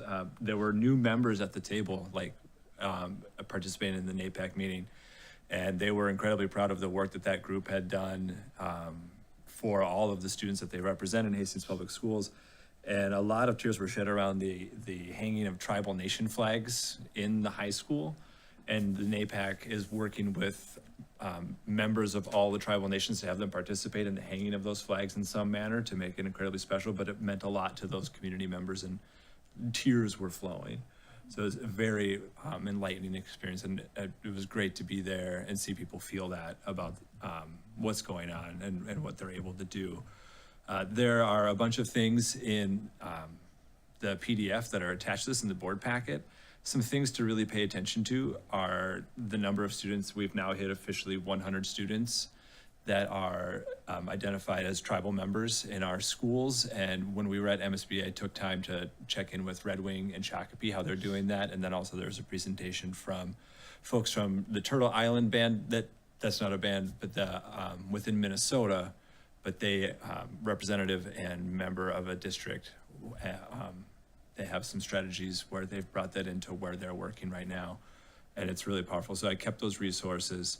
But that does open up some things that we need to do, providing that cultural education. They're also working on Johnson O'Malley, the JOM funding piece, and that's going out to families with some literature to explain why, to increase engagement, because that's another component for them as well. I would also recommend attending the February winter event, February 19th. It's going to be in the middle school auditorium, and all the final details for that are set. But Alyssa Cherry remains incredibly busy. And there'll be a very, February 26th, they'll be here for a vote of, I wrote compliance, and in my head I was like, that's right. Yes. That's where it was. So we'll see them here in February to see if they see our work as in line with what they request, and my hope is that we're on the right track. It's been a really powerful and strong relationship between the two groups. Great, thank you. Any questions? All right. Moving along, Student School Board Committee update from the new chair of this committee, Director Bruns again. We are meeting February 4th at 5 p.m. in the district office, conference room A, and what's nice is we're not starting from scratch. So we're starting and looking at the procedures that were built last year we were really intentional, I felt, last year about removing barriers. And one of the risks we thought we'd run into is we're gonna get 1,000 applicants. We got a great number of applicants. We were able to review it. I felt like there were those that didn't hit the criterion that we had set, but hey, they got their application in and it wasn't a huge labor lift. So I think we'll just re-examine that, look at tweaking perhaps the questions that we throw out to folks, and maybe even look at our interview guide that we use later on in the process. But I think it's gonna be a nice meeting, and what's great is that we get to fine tune something we think is working. Awesome, thank you. One question I do have, are there intents to have a meeting with the current members to find out what their thoughts are on this whole experience and what changes we might want to be considering for our next round of student representatives? We had not polished that stone. I think that's a really good idea, because they'll be able to identify the barriers that we can't see. Yeah, for sure. Thank you. All right, next we've got, sorry, did you have some? No. Okay. Next we've got, you're just getting ready, excited. Policy committee update from Vice Chair Dressley. So much of these we've talked about already. I'm just going to go into detail only about the first readings, and I'll read through and I'll ask if you guys have questions about the other ones. So for first reading, we have policy 206, public participation in a school board meeting. There were some changes about responding to a citizen's comments during public comment sections, and just added that statement in there that if a citizen's comment include incorrect or inaccurate information, the chair may provide accurate or clarifying information following the conclusion of the public comments period. And that was included in 206, 206.1 form, and 206.2 procedure. And there was a couple other clarifications. The board may determine when necessary time, place, and manner considerations for public comments. What we had done before is we said it had to be decided during the organizational meeting. We don't think we need to touch back on that every year. We've decided that public comments are going to be during the board meeting after Raider Spotlight. So that can be determined at a regular board meeting. Any questions on 206? 208, development, adoption, and implementation of policies. We just align this language with the review cycle, the handbook, and the procedures. The procedure was also updated. Okay, 430, employee recognition. We just added that it will be during the beginning, or it'll be during the organizational meeting that those parameters are set, not at the beginning of the school year. So now I'll just flow right into it. Does anybody have questions on any of the first readings?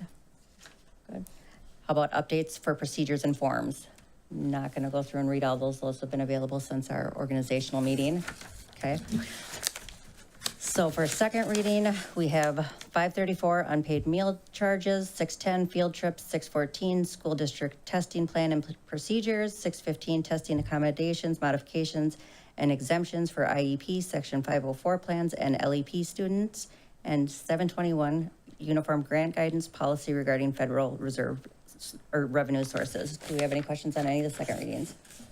I actually have a request. I'd like to request that 610 field trips go back to the policy committee. After having a couple of these trips come through, I would just like to establish some additional parameters around trips, perhaps having a conversation around cost, around, again, offering, making sure that we are offering some cheaper trips to our students and that there's some sort of a pattern to that, to make sure that everyone possibly has an opportunity to do that. I'd like to definitely understand what, make sure that someone understands what exactly the parents are paying for and have that understood when they sign up for these trips, to make sure that they know exactly what they're paying for with airfare, hotel, food, and possibly paying for a staff member to go on a trip like this, and just like to have some of those conversations around parameters in general. So I do have it on the agenda for the 7:31 policy committee meeting. Did you want to take it off of second reading though, are you saying? No. Okay, perfect. Well, I guess does anybody else have any input at this point before the policy committee has a discussion? Or no? Not yet. Okay, see what we say. And then third reading consent. I'm not going to Well, I will. 524, internet technology and acceptable use and safety policy. 524.1, cell phone and electronic devices. And 533, wellness. Any questions on any of the third reading consent agenda items? Okay. And then we go into the lovely handbook. You guys have had since the beginning of January to look at this. If you guys have any questions, right now would be your space to go ahead and ask them, but I'm not going to read through every single change throughout all of these different pages. It's in board book for the community to look at, and you guys have had an opportunity to see it. So if I don't see any questions, then I'm done with my policy and handbook. Thank you. Thanks. Thank you. Yes, thank you. All right, and then now we are to our action items. First up is the consent agenda. I'm looking for a motion on this. Zuzik moves to approve the consent agenda with the prior two things removed for individual consideration. Milner, second. Any discussion? All right, all those in favor of approving the consent agenda, say aye. Aye. All those opposed, say nay. Motion passes unanimously to approve the consent agenda. All right, then we are moving into the first individual action item, which is now the Argentina trip approval. Can I get a motion on this item? Motion, Dressley. Motion to approve the Argentina trip as documented. Brunswick second. All right, any discussion? Dr. Suzik. Thank you. There was a recent trip that came to our attention that I wasn't in favor of. And the reason I wasn't in favor of it is I didn't understand any curricular tie. I didn't understand the trip. This is different from that. I really want to express my appreciation for your consideration to look for cheaper trips and more affordable adventures for our students, whether it be the Global Villages up at Concordia or whatever it might be. And heck, we're probably doing that and I don't know it, right? But I really appreciate that consideration. Having said that, I too am supportive of the trip as disclosed in our documents. All right, any other comments? I'm just gonna explain, I can't in good conscience vote for this trip myself without understanding the district's liability when it comes to having minor students stay in private homes. So that's the reason that I'm gonna be voting no. Any other comments? All right, all those in favor say aye. Aye. All those opposed say nay. Nay. All right, motion passes with a vote of 6-1 to approve the Argentina trip. All right, and next up we have our SHIP grant. I'm looking for a motion on this item. Motion to approve the SHIP grant, Dressley. Can I get a second? Suzik second. Any discussion? I would like to make the request, will the board be able to review the curriculum when it comes through, when we know what it is? Yeah, so right now the narrative in this includes the sensory cart, sensory resources, and then curriculum. I sent to you earlier today the resources that are included in that. However, they are still being vetted. So I would ask that you look at approving and we'll come back with exactly what that looks like. Sounds good. All right. Any other discussion questions?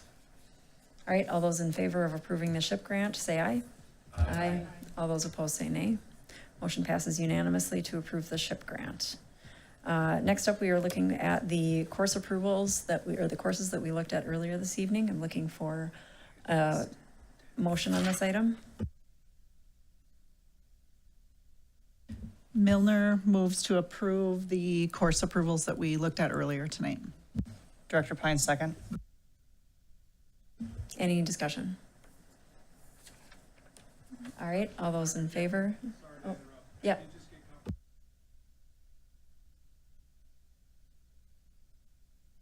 Thank you. Thank you. The art course is just a rebranding of an existing course, I'm just informed. All right.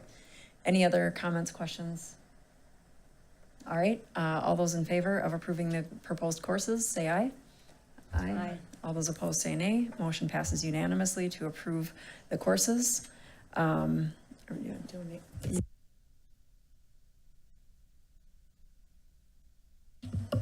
Sorry, I believe the approving of the donations is typically an individual action item with a resolution. I just now noticed it was in the consent. Thank you for catching that. It was technically already approved, but yes, we should follow protocol and approve as a singular item. So why don't we go back and do that first? Zuzik recommends approval of the donations with extreme gratitude. And waive the reading. Thank you. Biermeyer seconds. Is there any discussion? All right, hold on. I did look at this earlier. I just want to look at it one more time for the discussion. So the total donations for the quarter are about $215,000, which is absolutely incredible. That's so amazing. So thank you to our generous donors on this. We sincerely appreciate your generosity. All right, with that, I believe we need a roll call vote on the resolution. Clerk Milner. Director Biermeyer.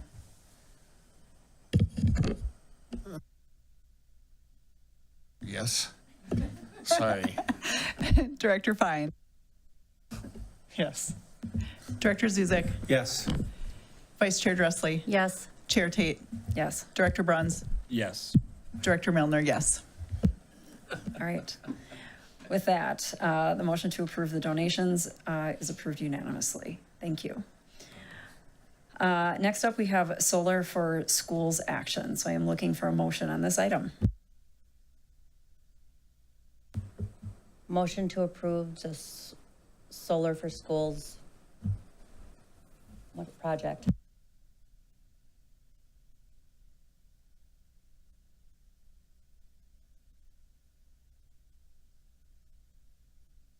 Director Pine makes a motion to approve the solar work as presented with the one exception of ensuring that the ground location at Kennedy Elementary is the optimal location and move forward with the allowable rules in solar for school 5. Second, Dressley. Well done. Thank you. All right, any discussion? All right, seeing none. All those in favor of approving, say aye. Aye. All those opposed, say nay. Motion passes unanimously. And finally, we have the approval of our board member handbook for 2025 and 26. So looking for a motion. Motion to approve the 2025-2026 Hastings School Board Handbook. Biermeyer seconds. All right, any discussion?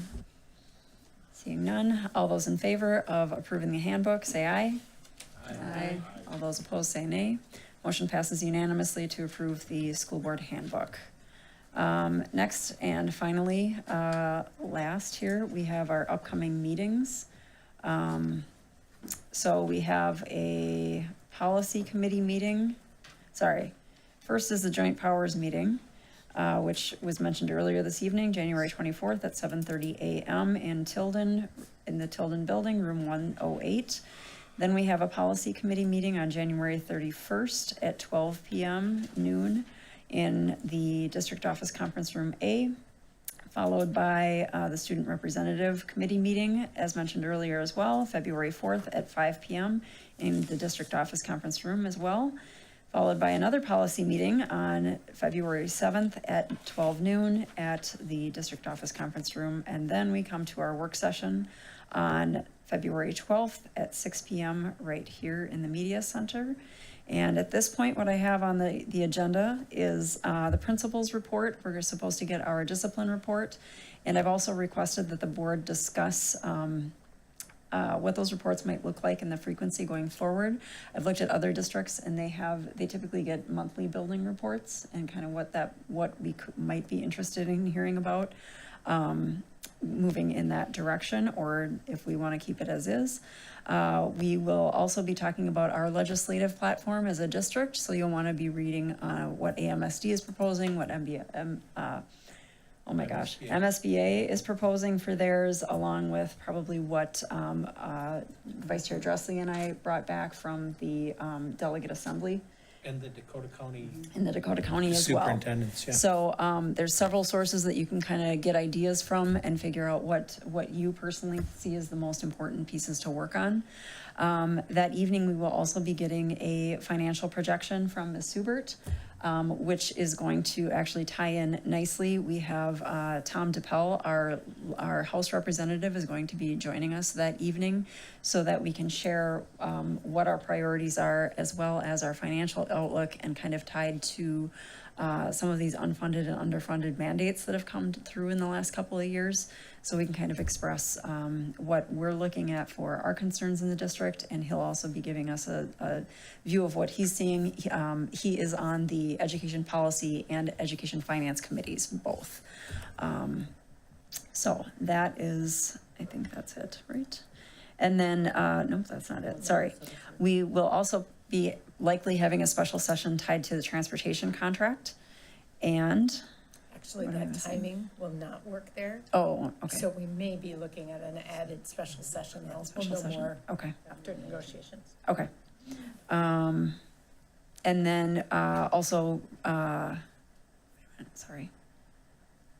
No, I think that's it. Oh, no, and then the Dakota County is also joining us to discuss the Minnesota student survey, the annual student survey, and what they do with the data. All right. And then I'm going to just jump down to our February regular meeting. That is, sorry, I should look at the date first. Regular board meeting is scheduled for February 26th at 6 p.m. here in the Media Center in the Hastings Middle School. We are going to be approving the 26-27 school calendar.